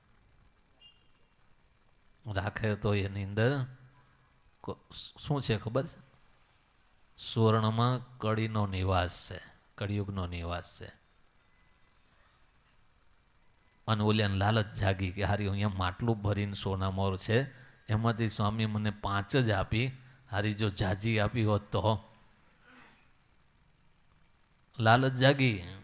2-4 દાડા પછી પાછો એકલો આવ્યો અને માટલું ખોલ્યું અને પછી અંદર હાથ નાખ્યો ને એને તો ખબર જ છે કે આમાં સોનામોર છે, એટલે હોંશથી અંદર હાથ નાખ્યો, મુઠ્ઠો ભર્યો ને તાર બહાર કાઢ્યો ને તો શું નીકળ્યું? વીછી નીકળ્યા. કાળા વીછી નીકળ્યા અને હાથમાં જોયા ને તો વીછી ફેંક્યા નીચે, કોડિયું વારવા ન રહ્યો, માટી નાખવાય રહ્યો ને એમને એમ ત્યાંથી ભાગ્યો. આ લોભ જાગે ને તો આવું થાય. પણ મહાપુરુષો જેટલું આપે ને એટલામાં રાજી રહેવું. એમ ભગવાન આપણને જેટલું આપે ને એટલામાં રાજી રહો ને તો માયા દુઃખકારી નથી, માયા સુખકારી છે. પણ આપણને માયામાં લોભ જાગે છે, અને લોભ જાગે છે ને ત્યારે ભગવાનને આપણે ભૂલી જઈએ છીએ. બાકી જેટલું આપણને જરૂર છે ને એટલું ભગવાન આપે જ છે, એને બધી જ ખબર છે. એ ભગવાન એની હાથે ભળે છે અને કામ એનું થાય છે પણ ખરો. એ ગોપાળાનંદ સ્વામી આજે વડોદરાની અંદર સભા કરી અને ગામડે જતા હતા ત્યારે રસ્તામાં ચબૂતરા જેલ આવે. તે કેદીઓ ગોપાળાનંદ સ્વામીને જોઈ ગયા. તો ગોપાળાનંદ સ્વામીને કીધું, સ્વામી જય સ્વામિનારાયણ, સ્વામી જય સ્વામિનારાયણ, પણ અમને આમાંથી છોડાવો. આપ તો મહાસમર્થ છો, અમને આ જેલમાંથી છોડાવો. ત્યારે ગોપાળાનંદ સ્વામી એની સામું જોયું ને કીધું, ચિંતા ન કરો, આ અમારા નાથ ભગત છે ને, તમારે કાલ જેલમાં આવશે અને તમને બધાને છોડાવશે. એટલે જોડે પુરુષાનંદ સ્વામી, મહાપુરુષાનંદ સ્વામી જોડે હતા બીજા સંતો હતા. બિચારા આ ભગત તો હાવ નિર્માની, હાવ સરળ સ્વભાવના, ગરીબ સ્વભાવના, એને વળી જેલમાં જવાનો. પણ નાથ ભગતને લગી ચિંતા નથી. સ્વામીએ મને કીધું હું તો જેલમાં જઈશ, હશે જે હશે. પણ ખરેખર બીજે દિવસ સ્વામી તો હસવા માંડ્યા અને પછી નીકળી ગયા. પણ પેલા જેલરને એમ થયું આવો ભગત કોઈ થોડો જેલમાં આવવાનો છે. પણ સ્વામી બોલ્યા છે ને એટલે જરૂર એ ભગત આવશે ને આપણને જેલમાંથી છોડાવશે. ગોપાળાનંદ સ્વામી બોલ્યા એટલે ખોટું તો નહીં જ હોય. અને ત્રીજે દિવસ ખરેખર નાથ ભગત જેલમાં હતા. એ વખતે ગાયકવાડ સરકારનું રાજ અને સ્વામિનારાયણ સંપ્રદાયની વાતો નવી નવી. અને ગોપાળાનંદ સ્વામી આવે, મુક્તાનંદ સ્વામી આવે, સત્સંગ થાય એટલે ગામના દ્વેષીજનોને મતપંથીને ગમે નહીં. એટલે સયાજીરાવ ગાયકવાડ સરકારને ફરિયાદ કરી કે આ સ્વામિનારાયણના સાધુ આવે છે ને ગામ બગાડે છે, માટે ગામમાં આવવા ન જોઈએ. તે ગોપાળાનંદ સ્વામીને કાઢી મૂક્યા. પણ હરિભક્તો પેલા બીજા દ્વેષી હતા ને કે આ નાથ ભગત જ્યાં સુધી છે ને ત્યાં સુધી એ ગોપાળાનંદ સ્વામીને વયા અહીં લઈ આવશે, માટે આ નાથ ભગતનું મૂળ કાઢો. તે સરકારે હુકમ કર્યો કે નાથ ભગતને પૂરી દો જેલમાં. એટલે ગોપાળાનંદ સ્વામીને બોલાવે જ નહીં. તે નાથ ભગતને જેલમાં પૂરી દીધા. પછી નાથ ભગતને થયું સ્વામી કહેતા હતા એ પ્રમાણે મને જેલના હળિયા ગણાયા છે. પણ નાથ ભગતને તો શું છે, જ્યાં બેહે ત્યાં ભગવાનનું ભજન જ કરવું છે અને બીજાને ભજન કરાવો. જેલમાં બધા 60 જેટલા કેદીઓ હતા ને એ બધાને બેહાડે ને સત્સંગની વાતો કરે, ભગવાનની વાતો કરે, ગોપાળાનંદ સ્વામીની વાતો કરે. એમ 2 દિવસ સુધી હાલ્યો. જેલનો અધિકારી હોય ને આવે અને નાથ ભગતને કે ભાઈ નાહી લો પછી જમી લો. નાથ ભગત કે હું આવા પાણીથી નાહું નહીં અને તમારા હાથનું હું ખાઓ નહીં. 2 દિવસ સુધી નાહ્યા નહીં અને 2 દિવસ સુધી ખાધું નહીં. ત્યારે જેલનો અધિકારી હતો ને એને એમ થાય કે આવો મરી જાય એનો અહીંયા ખાધા પીધા વગર. એટલે એનો અધિકારી હોય ને એને કીધું તો કે ભલે મરી જાય એનો, આપણે કોઈ વ્યવસ્થા કરવી નથી. 2 દિવસ સુધી ભગવાનનું ભજન કર્યું, જીવોને ભજન કરાવડાયું. અને મહારાજે નાથ ભક્તની દ્રઢતા જોઈને ત્યારે મહારાજ દિવ્ય સ્વરૂપે આવીને જેલમાં આવ્યા. અને મહારાજે કીધું લ્યો આ જમી લ્યો, તમે 2 દિવસથી જમ્યા. અરે મહારાજ નાહ્યો નથી અને પૂજાય બાકી છે અને ખાવાનું બાકી છે. મહારાજ કે અહીં પાણી તો છે. મહારાજ પાણીમાં પોરા બહુ છે, જીવડા છે, એમાંથી હું કેમ નાહું. મહારાજ બી તપાસ કરી પણ હતી. મહારાજે પગના ટચલી આંગળીના આંગળીમાંથી ગંગા પીડાઈ, પાણી પીડાયું. મહારાજ કે લે નાહી લે. તે એ નાદ ભગત જેલમાં ભગવાનના ચરણમાંથી ગંગા વહીને એમાંથી નાહ્યા. નાહીને તૈયાર થયા પછી મહારાજ કે લે હવે જમી લે. મહારાજ હજુ પૂજા કરવાની બાકી છે. મહારાજ કે લે કર લે મારી પૂજા. મહારાજની પૂજા કરી પછી મહારાજ કે લે હવે જમતો. અરે મહારાજ તમારી પૂજા કરી પણ મારી પેટી પૂજા તો ઘરે પડી છે, એ બાકી છે. મહારાજ કે તે મારી એ નહીં કર્યું આ નહીં કર્યું એક જ છે ને. નહીં મહારાજ, આ તો તમે દયા કરી પણ ઓલી તો કાયમની છે, એ નહીં કરી એટલે પહેલાં એ કરો પછી જમો, બાકી જમો નહીં. આવી દ્રઢતાવાળા, એ દ્રઢતા ક્યારે આવી? એ ગોપાળાનંદ સ્વામી જેવા મહાન સત્પુરુષનો સમાગમ કર્યો ને ત્યારે નાદ ભક્તની અંદર આટલી શક્તિ, આટલી દ્રઢતા, આટલો નિશ્ચય, આટલો મહિમા એને સમજાનો છે. એટલે કે ભગવાનને પામવું હશે ને તો સાધુનો સમાગમ મન કર્મ વચને જ્યારે કરશું ને ત્યારે એ પામી શકાશે. પછી મહારાજે બ્રહ્મચારીને કીધું જાવ એના ઘરેથી પૂજા લઈ આવો. તો બ્રહ્મચારી પણ આમ આકાશ માર્ગે ઉડતા હોય ને એમ ઉડીને નાદ ભગતના ઘરે જઈને કરંડિયામાં પૂજા લઈ આવ્યા. અને પછી લાવીને આપી. નાદ ભગત ત્યાં પૂજા કરી અને પછી મહારાજે આપ્યું ને એ મહારાજે બધા જેલોરો હતા ને બધાને પ્રસાદી આપી નાદ ભગતને જમાડ્યા. પછી નાદ ભગતને મહારાજે પૂજા કરીને પછી નાદ ભગત ઉપર મહારાજ રાજી થયા. તો મહારાજે પોતાના ગળામાંથી હાર પહેરાવ્યો. મહારાજ મને નહીં, પહેલાં આ બધાને પહેરાવો. પછી બધાને પહેરાયો. છેલ્લે નાદ ભગતને પહેરાયો. હવે ક્યાંથી લાયા છે એટલા હાર? પણ ભગવાન એક હાર કાઢે ને, ભગવાનના કંઠમાં વિનગુણ હાર છે, એ ક્યારેય નાશ પામતો નથી. એ વિનગુણ હાર, એમાંથી એક હાર ઉપાડે ને ત્યાં બીજો તૈયાર થાય ને બીજો ઉપાડે એટલે ત્રીજો થઈ. આ તો ભગવાન છે. હાઈટ એક કેદીઓ હતા ને બધાને હાર પહેરાયા. પછી મહારાજ કે આ નાદ ભગતને કારણે તમને બધાએ ને કેદમાંથી મુક્તિ મળી જશે. એ સમયે આ કેદીઓને એમ થયું કે નાદ ભગત આવે ને આપણને કેદમાંથી કાઢે કેમ થાય? તો મહારાજે એને સમજાયું કે જેમ રાવણની સાથે રામને યુદ્ધ થતું હતું ત્યારે કુંભકર્ણ લડવા માટે આવ્યો, ત્યારે કુંભકર્ણ એક એક વાંદરાનું બોચું ઝાલીને ગળી જતો હતો. કેટલાય વાંદરા ગળી ગયા. ત્યારે હનુમાનજીને એમ થયું સારું સેના ઓછી થતી જાય છે, હવે કંઈક ઉપાય કરવો પડશે. હનુમાનજી પણ પકડાના, હનુમાનજીને પણ કુંભકર્ણે મોઢામાં નાખી દીધા, ગળી ગયો. પછી હનુમાનજીએ ગળાઈ ગયા ને કુંભકર્ણના શરીરમાં ગયા ને પછી હનુમાનજીએ વિકરાળ સ્વરૂપ કર્યું ને તો કુંભકર્ણનું શરીર ફાટ્યું. બધાએ વાનર પાછા જીવતા બહાર નીકળ્યા.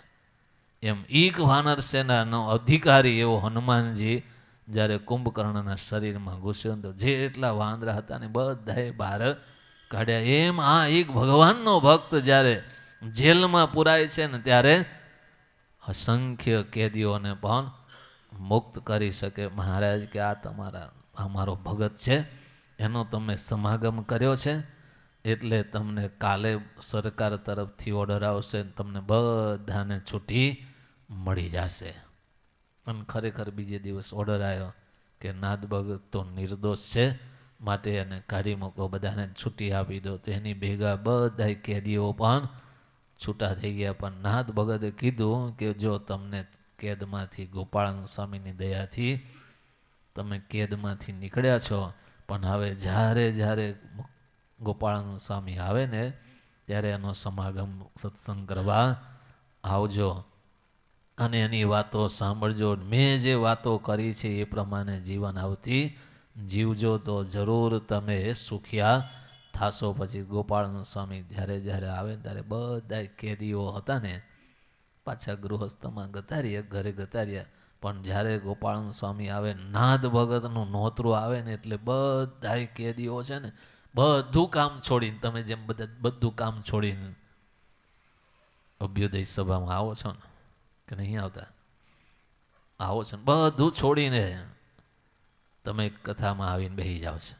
એમ એ બધા કેદીઓ જ્યારે નાદ ભગત કે આજ ગોપાળન સ્વામી આવ્યા છે એટલે એક પછી એક બધાને વાતની ખબર પડી જાય ને પછી ગોપાળન સ્વામીની પાસે જઈને સત્સંગ કરે.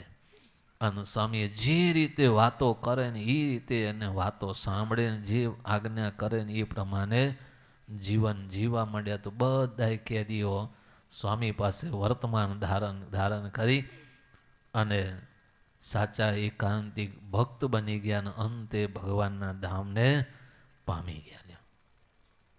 આ ગોપાળન સ્વામી ને પ્રાર્થના કરીને એમાં કેદીઓને કેદમાંથી છૂટી મળી ગયેલી.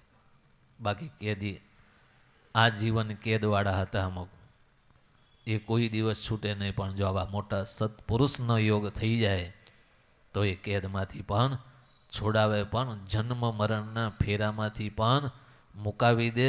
યમપુરીમાં ગયો હોય ને તો યમપુરીમાંથી પણ મુકાવી દે એવા મહાન સમર્થ ગોપાળન સ્વામી હતા. સવારમાં ઉઠીને જો એવા સાધુને યાદ કર્યા હોય ને તો આપણો દિવસ પણ સારો જાય. એવા ગોપાળન સ્વામી હતા. યોગ સમાધિવાળા હતા, યોગ સામર્થ્યવાળા હતા. હેમરાજ શાહની સાથે વાતો કરે અને નાડી તપાસે ને તો નાડીના ધબકારા ન સાંભળે. હેમરાજ શાહ વૈદુ જાણતા હતા અને એના દીકરા વનાશાહ પૂજાશાહ હતા ને એને એમ થયું કે મારો બાપ જો સત્સંગમાં આવી જાય ને તો ઘણા બધા જીવો સત્સંગમાં આવી જાય. તો ગોપાળન સ્વામીની વાત કરી, સ્વામી કે હું તારા ગામમાં એક દિવસ આવીશ. તે સુંદરિયાને આવે અને વનાશાહ પૂજાશાહ મળ્યા ને વાતો કરીને સત્સંગ થયો. તારે કીધું સ્વામી મારા બાપને સત્સંગ થાય એવું કરો ને. તક મહારાજ સ્વામી કે જા બોલાવી લાય. તો સ્વામી એ નહીં આવે એમ, કોઈક બીજો ઉપાય કરો. તો કે હું માદો છું. તારો બાપ વૈદ જાણે છે ને? તો કે હા. તો હું માદો છું એમ કઈ લઈ જાય. અરે પણ સ્વામી તમે માદા તો છો નહીં. અરે હું માદો જ છું, બોલાવી લાય. તે ભોંય પથારી કઈ હુઈ ગયા ને પેલો બોલાવા ગયો. એને બાપાને જઈને કીધું કે મંદિરમાં ઓલિયા સાધુ આવ્યા છે અને માદા છે, તો તમે આવો. તો તરત હેમરાજ શાહ આવ્યા અને ગોપાળન સ્વામી સૂતા હતા ને ત્યાં આવીને બેઠા. ને પછી જોયું હાથની નાડી આમ પકડીને, હાથ પકડીને આમ નાડી વૈદ હતા એટલે તપાસી, પણ નાડીના ધબકારા સંભળાણા નહીં. છાતી પર હાથ મૂક્યો પણ ન સમજાણા. એ માથે ખૂબ જ જોયું પણ ત્યાં ન મળ્યું. પગની એડી પાસે દબાઈને જોયું પણ ક્યાંય નાડી તપાસ થઈ નહીં. એટલે હેમરાજ શાહને મનમાં ચક્કર ચડવા માંડ્યું. સારું આને નાડી છે નહીં, નાડીઓ બંધ છે અને હાજો હોય ને એવી મારી જોડે વાતો કરે છે. સાજો માણસ વાતો કરે ને એમાં વાતો કરે માટે છે કોણ? હાથ જોડી દીધા કે મહાપુરુષ આજ તમે ભગવાન સાધુ રૂપે મારા ભગવાન આવ્યા છો ને મારી કસોટી કરો છો, માટે છો તો આપ ભગવાન. ત્યારે ગોપાળન સ્વામી કે હું તો ભગવાન નથી, હું તો સ્વામિનારાયણ ભગવાનનો એક નાનો સાધુ ગોપાળાનંદ છું. તો કે હોય નહીં, સાધુમાં આવી સામર્થ્ય હોય નહીં. ભગવાન સિવાય આવી કોઈનામાં સામર્થ્ય ન હોય, માટે આપ ભગવાન છો, મારી કસોટી કરો છો. ત્યારે ગોપાળન સ્વામી કાંઈ નથી કે હું તો સાધુ છું. પણ હેમરાજ શાહને એમ થઈ ગયું જો આ સાધુમાં જો આટલી સામર્થ્ય હોય તો જેને સ્વામિનારાયણને ભગવાન માને છે તો એ ભગવાન કેવા હશે. પછી તો ગોપાળન સ્વામીની વાતો સાંભળીને હેમરાજ શાહ હતા ને એ સત્સંગમાં રંગાઈ ગયા. અને એવા રંગાઈ ગયા એને પોતાનો જે વૈષ્ણવ સંપ્રદાય હતો છોડી દીધો અને ભગવાન સ્વામિનારાયણનું ભજન કરવા માંડ્યા. એ ગોપાળન સ્વામીની મન કર્મ વચને સેવા કરવા માંડ્યા. જ્યાં જ્યાં ગોપાળન સ્વામી હોય ને ત્યારે ત્યાં જઈને સત્સંગ કરવા જાય. મહિનો રોકાય ને સત્સંગ કરે. ત્યારે ગામના એના જ્ઞાતિના હતા ને એ હેમરાજ શાહને ગામ બહાર કાઢ્યા, જ્ઞાતિ બહાર કર્યા. તમારે અમારી જ્ઞાતિમાં ભળવાનું અને જ્ઞાતિ બહાર મૂકી દીધા. હવે એને કોઈ એની સાથે સંબંધ ન રાખે. લાલ લુગડું આપવાનો સંબંધ બંધ થઈ ગયો. ખબર પડે ને લાલ લુગડું આપવાનો કે ન પડે? એટલે બધું અમારે જ યાદ રાખવાનું. લાલ લુગડું ન આપવાનો વ્યવહાર એટલે દીકરા દીકરી આપવાનો વ્યવહાર બંધ. એને લાલ લુગડું નહીં આપવાનો નિષેધ કરી નાખ્યો. એટલે કોઈ એની સાથે વ્યવહાર જ ન રાખે. પણ ગોપાલ સ્વામીના પ્રતાપે એ હેમરાજ શાહનું કામ થઈ ગયું અને વનાસા પૂજા શાહનું પણ કામ થઈ ગયું. એવા મહાન સમર્થ હોય તો એ ગોપાલ સ્વામી હતા. દુખિયારો કોક આવે ને એની પાસે તો એના દુઃખને પણ દૂર કરી નાખે એવા એ ગોપાલ સ્વામી એક હતા.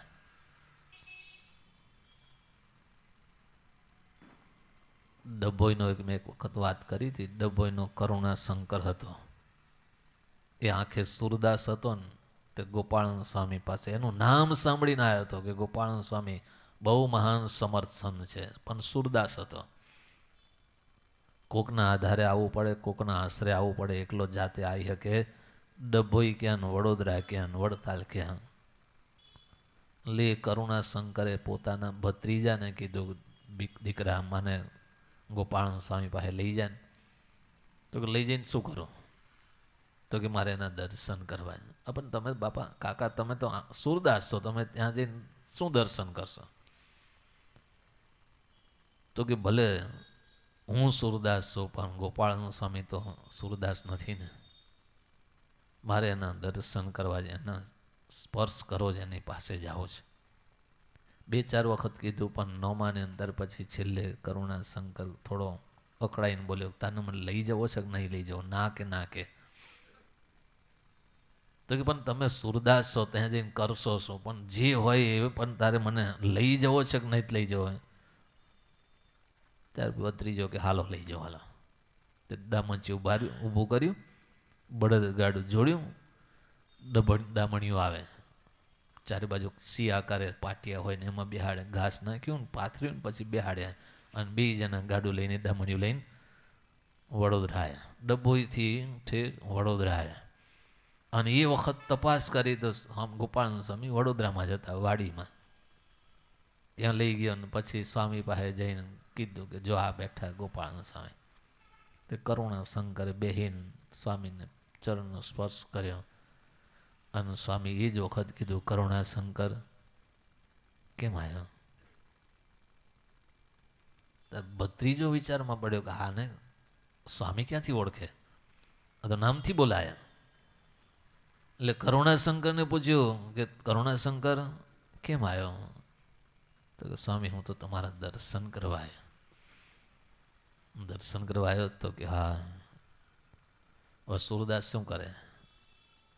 એટલે ગોપાલ સ્વામી મનમાં સંકલ્પ કર્યો કે આને મારા દર્શનની ઈચ્છા છે. મારા દર્શન તો થશે પણ ભગવાનના દર્શન થાય એટલા માટે હું ભગવાનનું એક પ્રસાદીનું પુષ્પ હતું ને એને આપ્યું. લે આ પુષ્પ.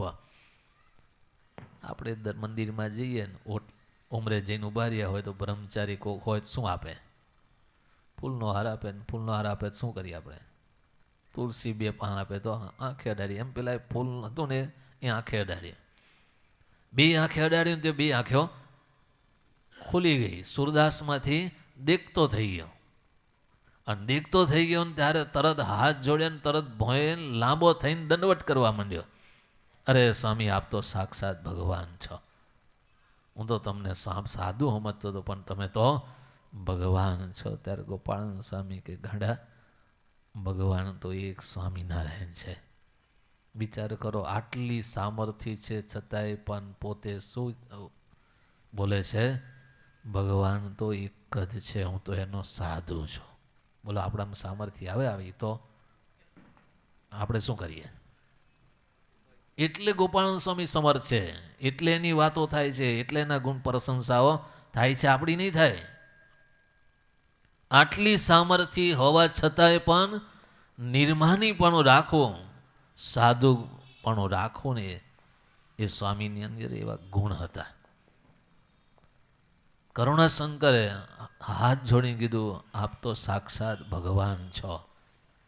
ત્યારે ગોપાળાનંદ સ્વામી કે હું ભગવાન નથી, હું તો સાધુ છું.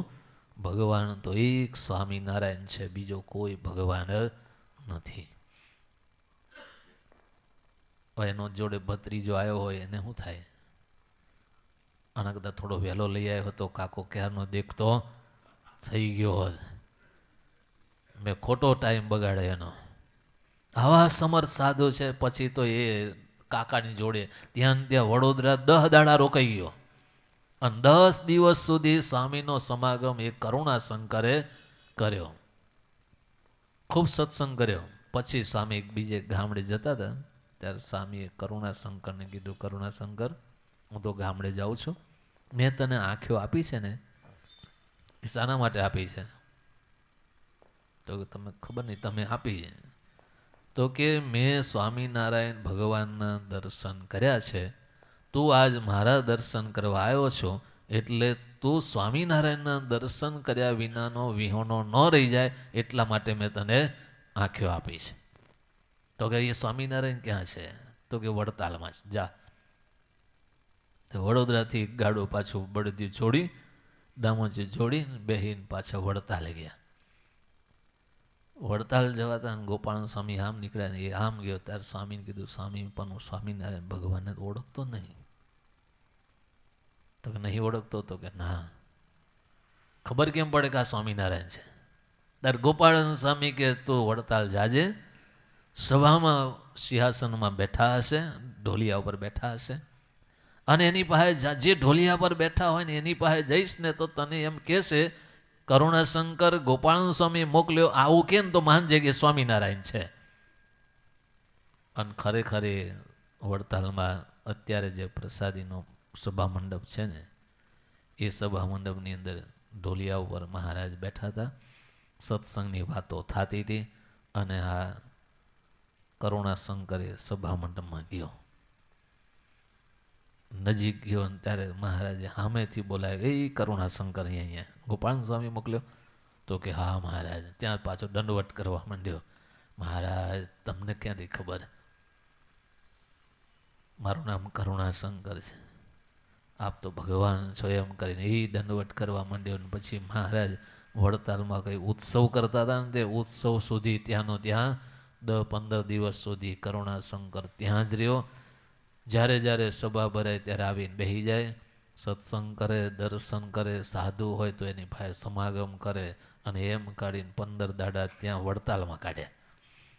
ઘર ભૂલાઈ ગયું.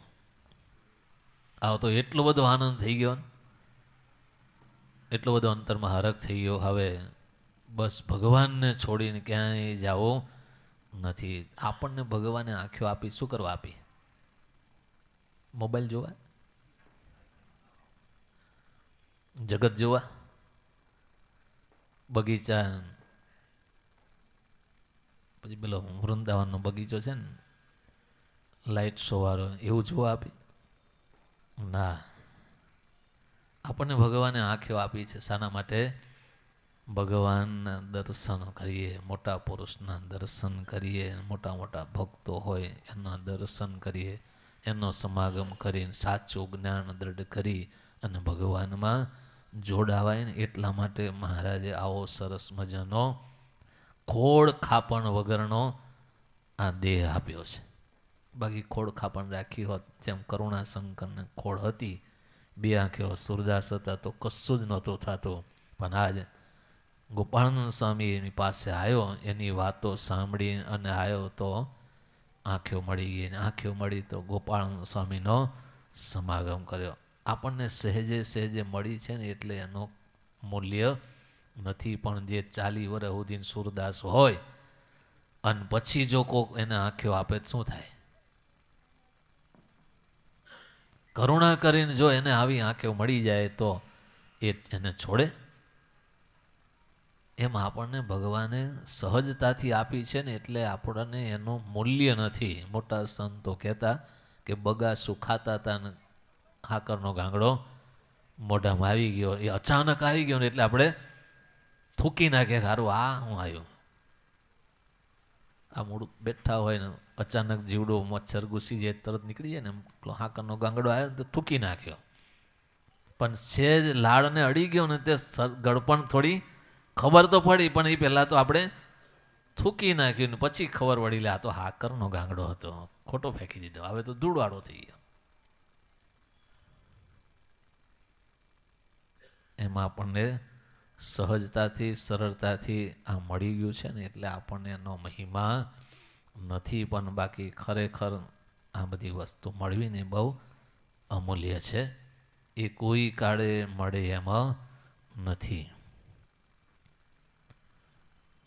એ ગોપાલ સ્વામી અનંત જીવોનું કલ્યાણ કરવું છે અને સુખ આપવું છે એટલા માટે વિચરણ કરે છે.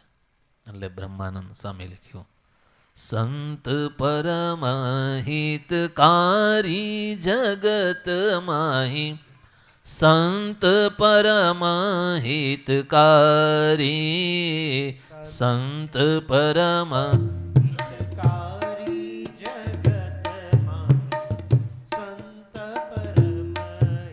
હિતકારી, પ્રભુપદ પ્રગટ કરાવત પ્રીતિ, પ્રભુપદ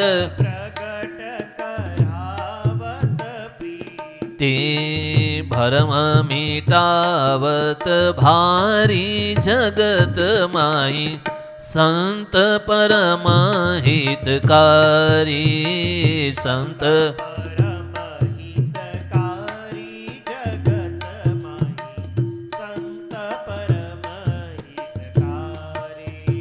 બ્રહ્માનંદ કહે સંત કી સોબત,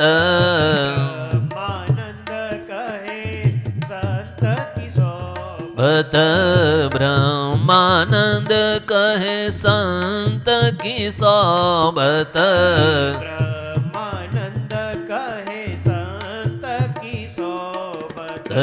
મિલત હૈ પ્રગટ મુરારી જગત માહી, સંત પરમ હિતકારી, સંત પરમ હિતકારી જગત માહી, સંત પરમ હિતકારી, સંત પરમ હિતકારી જગત માહી, સંત પરમ હિતકારી, સંત પરમ હિતકારી જગત માહી, સંત પરમ હિતકારી. બ્રહ્માનંદ સ્વામી લખ્યો કે બ્રહ્માનંદ સંત કી સોબત પ્રગટ ભગવાનને ઓળખાવી દે. એ આજ કરુણા શંકરને ગોપાળાનંદ સ્વામી જેવા સંત મળ્યા, એનો સંગ લાગ્યો, એની સોબત કરી અને જીવમાં ઉતાર્યું તો આજ એને પ્રગટ ભગવાનનો મેળાપ થઈ ગયો. એમ આપણે ભગવાનને જો મેળવવા હોય તો સત એવા પરમાત્માનો, સત એવો આત્મા અને સત એવા શાસ્ત્ર, સત એવા પુરુષનો જ્યારે સમાગમ કરશું ને ત્યારે આપણને પણ પ્રગટ ભગવાન મળી જશે. સમાગમ વગર ઓળખાય નહીં. ભલે સત્સંગમાં આવી ગયા હોય, સત્સંગમાં જન્મ મળી ગયો હોય, પણ જ્યાં સુધી સાચો સત્સંગ ન મળે ને ત્યાં સુધી સાચી સમજણ ન આવે.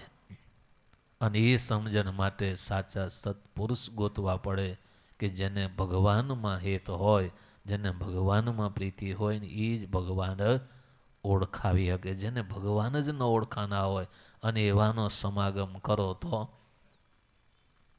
ન ઓળખાય. જે ડૉક્ટર સ્પેશિયાલિસ્ટ ડૉક્ટર હોય એની પાસે જાઓ તો, કેન્સરનો સ્પેશિયાલિસ્ટ ડૉક્ટર હોય એની પાસે જાઓ તો યોગ્ય ટ્રીટમેન્ટ થાય.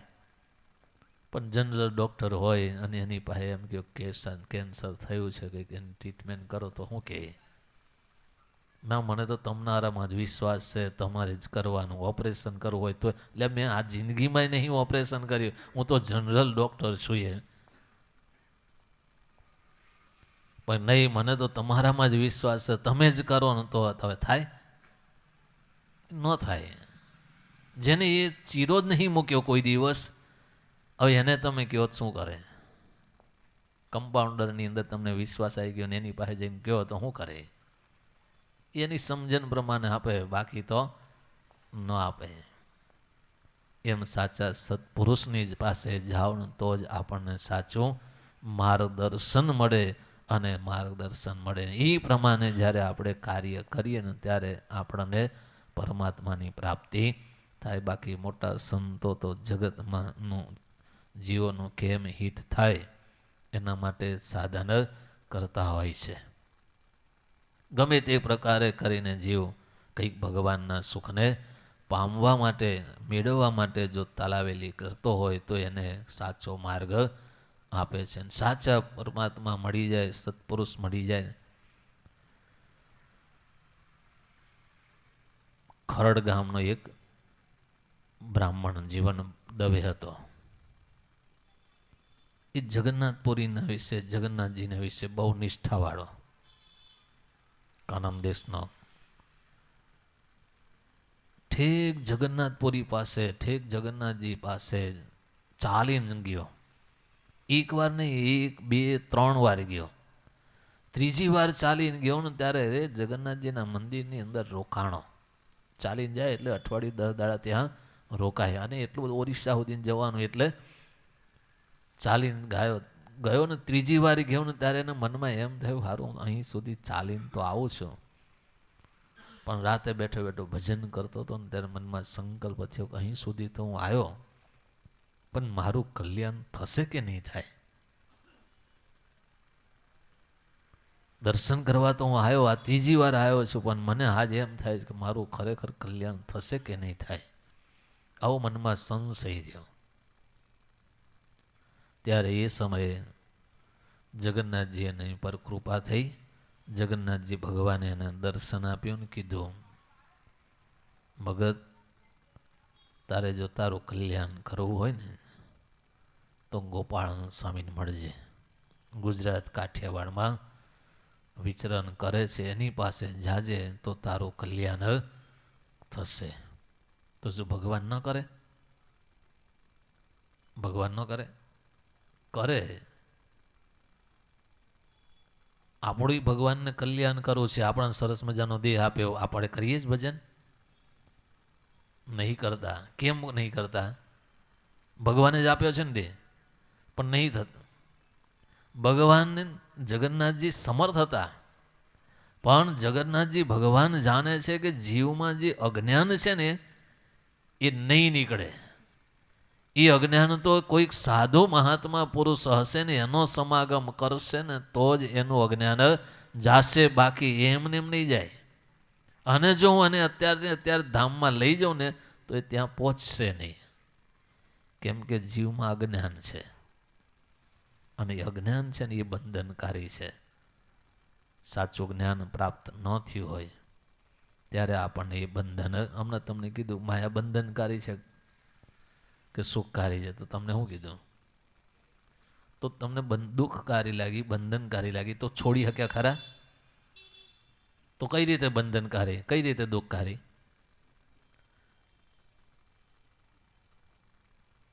ખાડો હોય, તમને ખબર છે કે ખાડો છે, આગળ ના જવાય, તો જાઓ? નહીં જતા. તો આ માયા દુઃખકારી છે, તો શું કરવા જાઓ છો?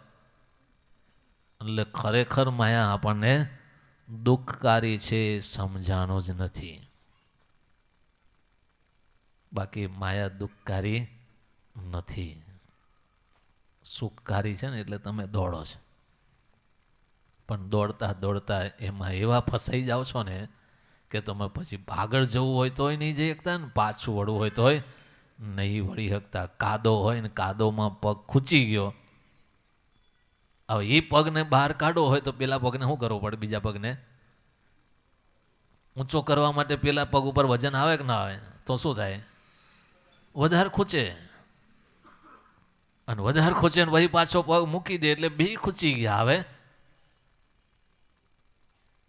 જો પગ ઊંચો કરવા જાય ને ઊંચે ને તો પડ્યો ને તો પછી ઊભો થઈ શકે નહીં. એમ માયામાં તમે એમ ફસાઈ જાઓ છો. બાકી માયા દુઃખકારી નથી, માયા તો સુખકારી છે. પણ આપણે એને સમજી નથી શક્યા ને એટલે.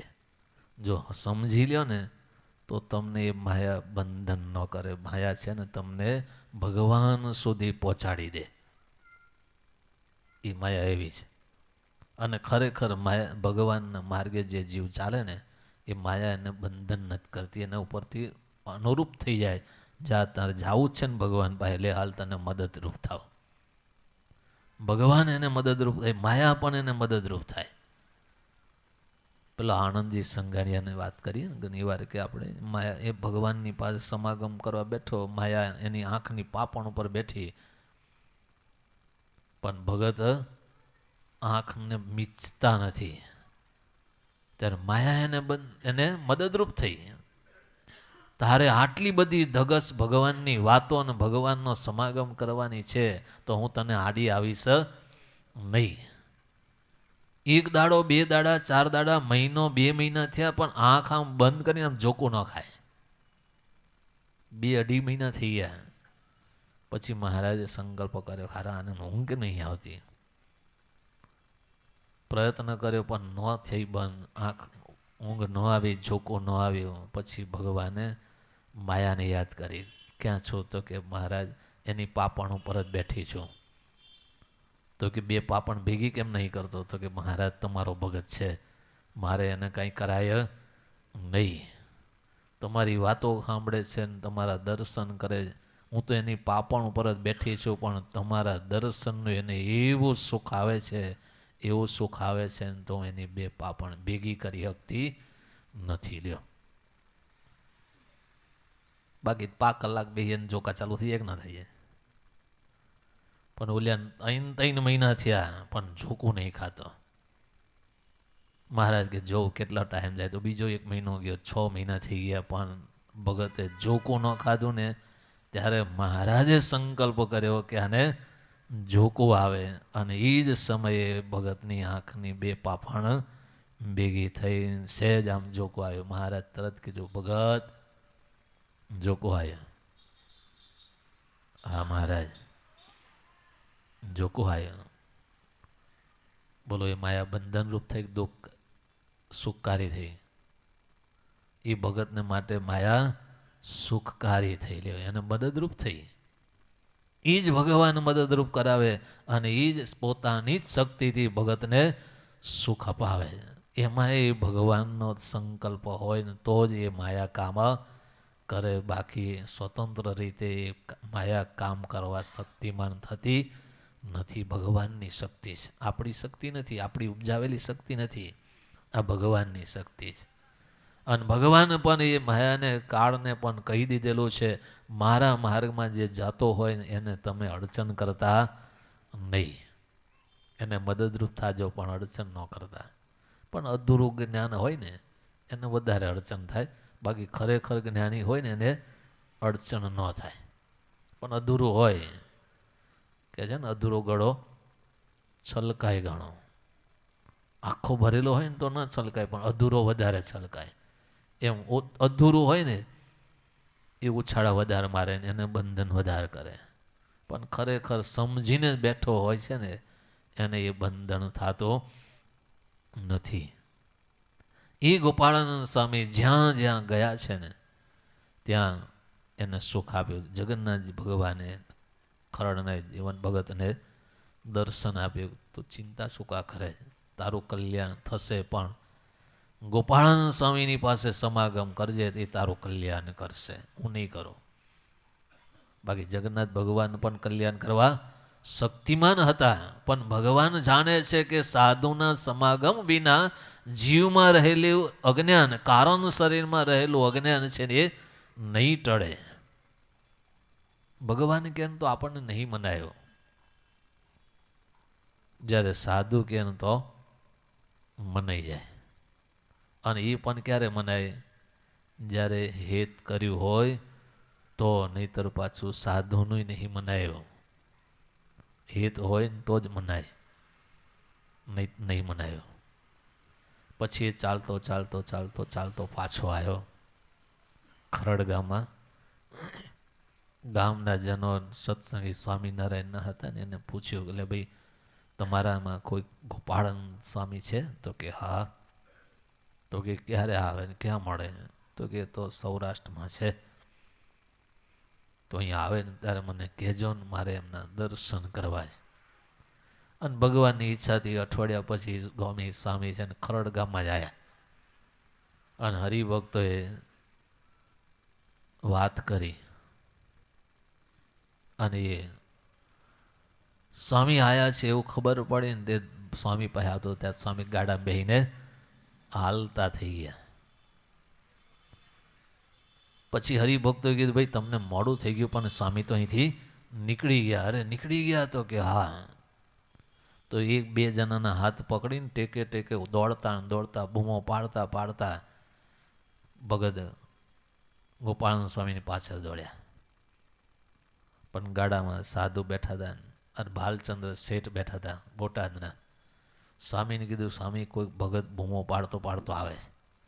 તો કે ભલે આવે, એ તો એને જગન્નાથ ભગવાને મોકલ્યો છે ને એટલે આવે, આપણે એનું કંઈ કામ છે નહીં.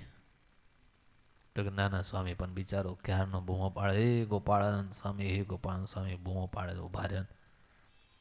તો કે હારું ઉભા લ્યો. તો ગાડો ઊભો રાખ્યો ને એ ભગત ત્યાં સ્વામી પાસે આવ્યા અને હાથ જોડ્યા. સ્વામી આપ ગોપાળાનંદ સ્વામી? તો કે હા. શું તને જગન્નાથજી ભગવાને મોકલ્યો? ભગવાને તારું કલ્યાણ ન કર્યું? તો કે ના, તમારી પાસે મોકલ્યો અને તમારી પાસે આવ્યો છું મારું કલ્યાણ થાય ને એવી વાત કરો. સ્વામીએ ગાડામાં બેઠા બેઠા એને વર્તમાન ધરાવીને કંઠી પહેરાવીને વર્તમાનની વાતો કરી અને સત્સંગ કરાયો. એને ખપ હતો તે ગાડા પાસે ઊભો રહી ગયો અને સ્વામી બેઠા બેઠા એને સત્સંગ કરાયો. સત્સંગ કરાવીને પછી ભગવાનની વાતો કરી અને ભગવાનનું ભજન કરતા શીખવાડ્યું અને કીધું રોજ 5 આ માળા સ્વામિનારાયણ સ્વામિનારાયણ સ્વામિનારાયણ નામની માળા ફેરવજે અને આ વાતો સાંભળી છે એ પ્રમાણે જીવન જીવજે. થોડા જ દિવસમાં તને ભગવાન ધામમાં લઈ જશે. એ ભગતે ખાલી 15 દિવસ ગોપાળન સ્વામી મળ્યા ને પછી 15 દિવસ સુધી સ્વામિનારાયણ સ્વામિનારાયણ ભજન કર્યું. ગોપાળન સ્વામીની વાતોને યાદ કરી અને એ પ્રમાણે જીવન જીવ્યો. 15 દિવસ જીવ્યો અને ભગવાન સ્વામિનારાયણ એને દિવ્ય વિમાન લઈ અને ધામમાં તેડી ગયા. આ છે ગોપાળન સ્વામીનો સંકલ્પ. એ ગોપાળન સ્વામી ધારે ને તો એને સમાધિ કરાવી શકે, ધારે તો ગમે એવો દુઃખી હોય તો એને સુખી કરી દે, ધારે તો જેલમાંય પુરાવી દે અને ધારે તો અક્ષરધામમાં પણ મોકલી દે. એ હતા ગોપાળાનંદ સ્વામી. એ જ ગોપાળાનંદ સ્વામી આપણા રોકડિયા હનુમાનજીની જેને આરતી ઉતારી હતી એવા પ્રસાદીના હનુમાનજીના ચોગાનમાં આપણે બેઠા છે. તો એ ગોપાળાનંદ સ્વામીને રાજી કરવા, હનુમાનજી દાદાને રાજી કરવા અને ભગવાન સ્વામિનારાયણને પણ રાજી. જો આપણી પાસે તો 3 વસ્તુ છે. કઈ ખામી છે? ભગવાને છે, સાધુ છે અને સેવક પણ છે. હનુમાનજી સેવક છે, રામચંદ્ર ભગવાનના સેવક છે, સ્વામિનારાયણ ભગવાનની પણ સેવા કરી લે એના સેવક છે. અને હનુમાનજી તો હું કહે છે હું તો દાસનો પણ દાસ છું. તો આપણે કેવા થાવ? આપણે પણ દાસના દાસ થઈ રહેશું તો જ આ સત્સંગમાં રહેવાય, નહીતર તો આ સત્સંગમાં રહેવાય એવો નથી. દાસના દાસ થવાનું. પણ એ બધું ક્યારે થાય? સાચી સમજણ આવે ને તો જ થાય, નહીતર ન આવે. અને એ સાચી સમજણ આવી અભ્યુદય સભાનો લાભ લઈએ, સત્સંગ કથા વાર્તા સત્શાસ્ત્રનો લાભ લઈએ ને તો જ એવી સાચી સમજણ આવે. માટે ભગવાનના ભક્તોએ એવો સત્સંગનો લાભ લઈ અને આપણા જીવનને ભગવાનમય બનાવી, ભગવાનનું ચિંતન થાય, ભગવાનનું સ્મરણ થાય, ભગવાનમાં હેત થાય, ભગવાનમાં અસાધારણ પ્રીતિ થાય એવો આ સત્સંગમાં રહીને કરવાનું છે. રોજ દર્શન કરવા આવીએ છીએ પણ અંતરમાં એવી ભાવના રાખવાની કે હું આ દર્શન કરવા આવ્યો છે, મારી ફરજ છે એટલે હું આવ્યો છું, ભગવાનને રાજી કરવા માટે આવ્યો છું. એવી ભાવનાથી જો કરશો ને તો ભગવાન જલ્દી રાજી થશે. બાકી કંઈક હાથ જોડીને માગ કરશો ને તો આપશે તો ખરો. એ આપવાનો જ દયાળો છે, બેઠો છે ને એ આપવા માટે બેઠો છે, કોઈનું લેવા બેઠો નથી. એ જરૂર આપવાનો, નહીં માગો ને તોય આપે એવો છે. તમારા અંતરમાં સંકલ્પ થાય, ન માગો ને બોલો નહીં ને તમે. પેલો સંકલ્પ કરાવે છે ને ભૂદેવ, એવો સંકલ્પ નહીં કરો ને, અને મનથી સંકલ્પ તમારો હશે ને તો એ ભગવાન પૂરો. અમેરિકા કે બેઠો હોય ને ત્યાંથી બેઠો બેઠો સંકલ્પ કરે છે ને, અહીં સંકલ્પ કરવા આવે, પણ ત્યાં બેઠો બેઠો સંકલ્પ કરે છે ને તોય એનું કામ કરે. તો આપણે અહીંયા આગળ આવીને માથું નમાવીને શું કરવાનું? એટલું જ કરવાનું, મહારાજ મારી પર રાજી રહેજો, આપ મારા પર પ્રસન્ન થાજો. આટલું કરીએ ને તો બધું ભગવાન કામ કરી દે. અને એ એનો રાજીપો છે ને એ આપણને ક્યાંય જગતમાં બંધન કરે એવો થશે નહીં. એ તમને ભગવાનમાં જોડશે, તમને ક્યાંય પ્રીતિ નહીં થવા દે. અને કરશો ને તોય તમને ભગવાન થવા નહીં દે. અંધકાળ આવશે ને ત્યાં તો બધામાંથી તમને પ્રીતિ તોડાવીને પોતાના સ્વરૂપમાં એ ખેંચી લેશે. આવો દયાળુ ભગવાન આપણને મળ્યો છે. એના ચોગાનમાં આપણે બેઠા છે ને આવી વાતો સાંભળીએ છીએ. તો હજુય વિશેષ ને વિશેષ આપણે લાભ લઈએ અને આપણા જીવનને ધન્ય બનાવીને ભગવાનમય જીવન આપણું બને એવી આજના શુભ દિવસે 28/1/2024 નવા વર્ષની પહેલી સભામાં ભગવાનને પ્રાર્થના કરીએ. ગુરુજી દાદા હનુમાનજી દાદાને ના ચરણોમાં એ જ પ્રાર્થના કરીએ કે વિશેષ ને વિશેષ આપણને ભગવાનમાં પ્રીતિ થાય એવી પ્રાર્થના કરીને મારી વાણીને વિરામ આપું છું. બોલો સ્વામિનારાયણ ભગવાનની.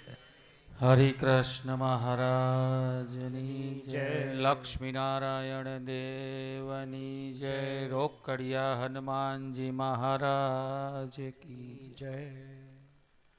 સ્વામીએ અદાની મૂળ અક્ષરમૂર્તિ સદગુરુ ગોપાળાનંદ સ્વામી પર, એમના જીવન ચરિત્ર પર સુંદર મજાની કથા કરી.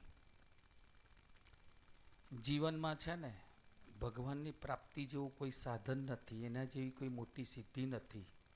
અને એના માટે જીવનમાં સાચા સંતની ઓળખાણ થઈને એની જોડે જીવ જોડવો ને, એના જેવી કોઈ મોટી તક નથી. એટલે જ સ્વામિનારાયણ ભગવાને કહેલું છે કે જીવે પોતાના જીવનને ભગવાનમય સુધી લઈ જવું હોય ને તો ભગવાનના સ્વરૂપની ઓળખાણ પહેલાં થવી જોઈએ, પછી ઓળખાણ થયા પછી ભગવાનને ભજવા પડે. અને એના માટે સાચા સંતની ઓળખાણ થવી જોઈએ. એટલા માટે જીવે 2 સારા સાધુ અને 2 સારા હરિભગત જોડે પોતાના જીવને જોડવો. આનું મકસદ એટલા માટે જ છે કે જ્યારે જીવનના આત્યંતિક કલ્યાણ માટેના કોઈ પણ પ્રશ્ન હોય કે ભૌતિક દેહના પણ પ્રશ્ન હોય, ત્યારે આવા સાચા સાધુ જોડે જો આપણે જીવ જોડ્યો હોય, આવા સાચા ભક્ત જોડે આપણે જીવ જોડ્યો હોય ને તો હૈયું ખુલાસીને એની જોડે વાત કરીએ અને એના એવા ભક્તને એવા સાધુ જોડે આપણને સાચું માર્ગદર્શન મળે. એટલે ત્યાગ વૈરાગ્ય મૂર્તિ સદગુરુ નિષ્કુળાનંદ સ્વામીએ એમનામાં લખ્યું છે કે સંત વિના સાચી કોણ કહે સારા સુખની વાત. એવું સુંદર મજાનું પદ પણ રચ્યું છે. જીવનમાં સંત એટલા જ માટે આપણે હિન્દુ ધર્મમાં છે ને ગુરુ કરવાના કયા છે, પણ આપણે ગુરુ કરવાની ડેફિનેશન બહુ ટૂંકી કરી નાખી કે જીવનમાં વર્તમાન ધરાવે ને કંઠી પહેરાવે એટલે ગુરુ થઈ ગયા. વર્તમાન ધરાવે કંઠી પહેરાવે એ તો વસ્તુ સાચી અને ગુરુ કહેવા, પણ એવા જેની જોડે આપણે વર્તમાન ધરાવ્યા હોય, કંઠી પહેરી હોય, પછી એવા સાધુના ઉપદેશથી, એવા ગુરુના ઉપદેશથી પોતાનું જીવનને ભગવાનમય બનાવવું, ભગવાન સાથે જોડતું થાય, જોડાય એવું થાય, એવું આપણું જીવન બનાવવું એ આપણી જીવનની આ પૃથ્વી પર અવતાર લીધો ને એની પહેલી પ્રથમ ફરજ છે. સમય ઘણો ગયો છે. આજે જો કે શાસ્ત્રી સ્વામી પણ આવવાના હતા. કાયમ દરેક સ્વભાવમાં આપણને લાભ આપે છે, પણ આજે કડભા ગુરુકુળ ખાતે ત્યાં પણ સત્સંગ અભ્યુદય સભાનું આયોજન કરેલું પ્રથમ વખત, અને ઘણા બધી બહોળી સભામાં ત્યાં ભક્તો આવેલા.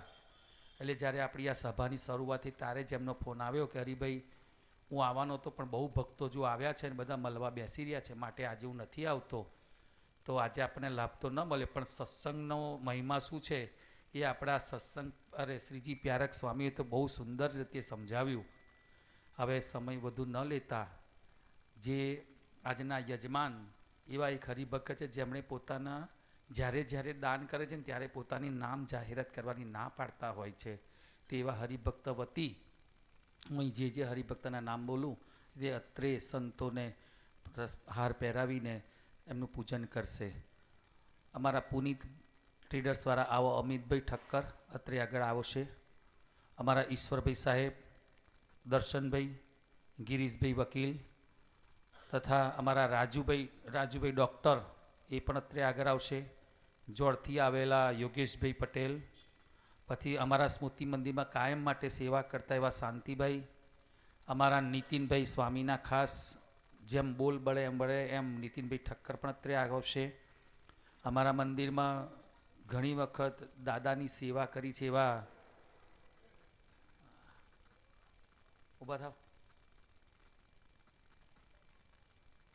અને અમારા ઉત્તર સંડાવાસી ધર્મેન્દ્રભાઈ, સ્વામીની કાર્ય આમ આજ્ઞા થાય અને ના આવે એવું બને નહીં, ફાલ્ગુનભાઈ એ પણ અત્યારે આગળ આવશે. અમારા સાઉન્ડમાં કાયમ માટે સેવા કરનારા આવો ભાવેશભાઈ અત્યારે આગળ આવો.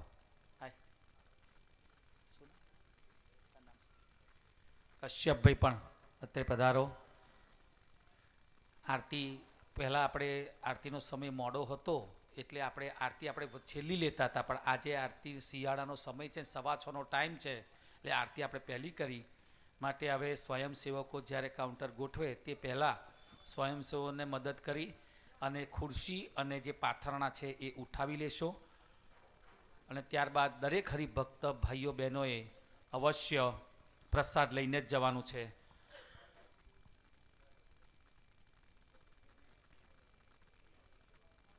બીજું સૌથી મોટી એક જાહેરાત કરવાની છે. મહાસુદ દશમ આપણા આ રોકડિયા હનુમાનજી મંદિર સંચાલિત ભગવાન સ્વામિનારાયણની આણંદમાં 2 જગ્યાએ પ્રસાદીની જગ્યા છે. એક જેવું આ રોકડિયા હનુમાનજી છે એવું નવા બસ સ્ટેન્ડની પાછળ સહજાનંદ સ્મૃતિ મંદિર છે. મહારાજ જ્યારે સંવત 1874ના વૈશાખ માસમાં જ્યારે આણંદ આવ્યા ત્યારે સર્વપ્રથમ એ ગામની ભાગોળ હતી અને ત્યાં ઉતરેલા, અને બધા ભક્તો અને સંતો ત્યાંનું જે અત્યારનું શિખોડ તલાવ છે ને ત્યાં સંતોને મહારાજ સ્નાન કરેલું. એટલે મૂળ ગામના રહીશો છે ને એ એકાદશીને પૂનમ વખતે ત્યાં સ્નાન કરવા પણ જતા.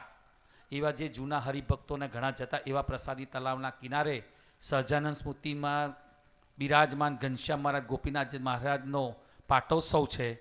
એ પાટોત્સવ નિમિત્તે આપણે આ જ જગ્યાએ રાત્રિના સમયે 3 દિવસની કથાનું આયોજન કરેલું છે. અને એ કથા આપણા ભક્તવત્સલ સ્વામી એમની જોડે રહેતા શ્રીજી પ્રેમક સ્વામી યંત્રિક સંતો પોતાની અમૃતવાણીનો લાભ આપીને આપણે કથા કરશે.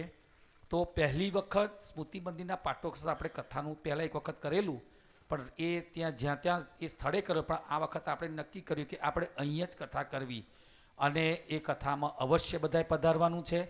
બીજું, જે દિવસે પાટોત્સવ છે મહાસુદ દશમ સોમવારે, તે દિવસે વડતાલ લક્ષ્મીનારાયણ દેવ પીઠાધીશ્વર પરમ પૂજ્ય ધર્મ ધોરણ 1000 આચાર્ય શ્રી રાકેશ પ્રસાદજી મહારાજના વરદ હસ્તે તથા સંતોના વરદ હસ્તે ત્યાં અભિષેક થશે. સંતોની અમૃતવાણીનો લાભ પણ મળશે. પ્રસાદ આદિ તો કાયમ માટે આપણે હોય જ, એની તો જાહેરાત કરવાની ન હોય, પણ આ જે અમૃતવાણીના કથાના સંતોની વાણીના લાભ જે 3 દિવસ આપવાના છે સંતો, એમાં અવશ્ય પધારજો. બોલો સ્વામિનારાયણ ભગવાન કી જય. હરે કૃષ્ણ મહારાજની જય. લક્ષ્મીનારાયણ દેવની જય. રોકડિયા હનુમાનજી મહારાજની જય. ઓમ નમઃ પાર્વતી પતે હર હર મહાદેવ.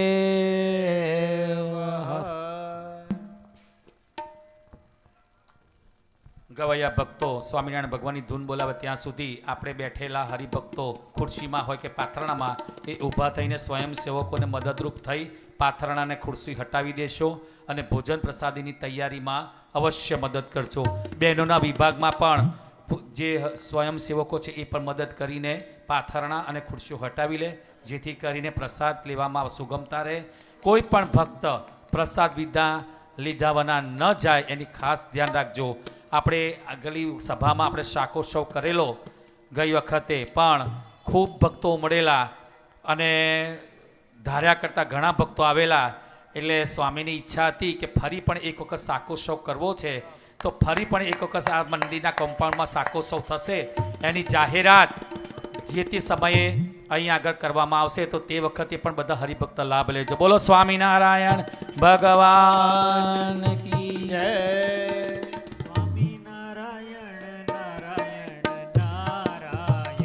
સ્વામિનારાયણ નારાયણ નારાયણ. સ્વામિનારાયણ નારાયણ નારાયણ. સ્વામિનારાયણ નારાયણ નારાયણ. સ્વામિનારાયણ સ્વામિનારાયણ. સ્વામિનારાયણ સ્વામિનારાયણ. સ્વામિનારાયણ સ્વામિનારાયણ. સ્વામિનારાયણ સ્વામિનારાયણ.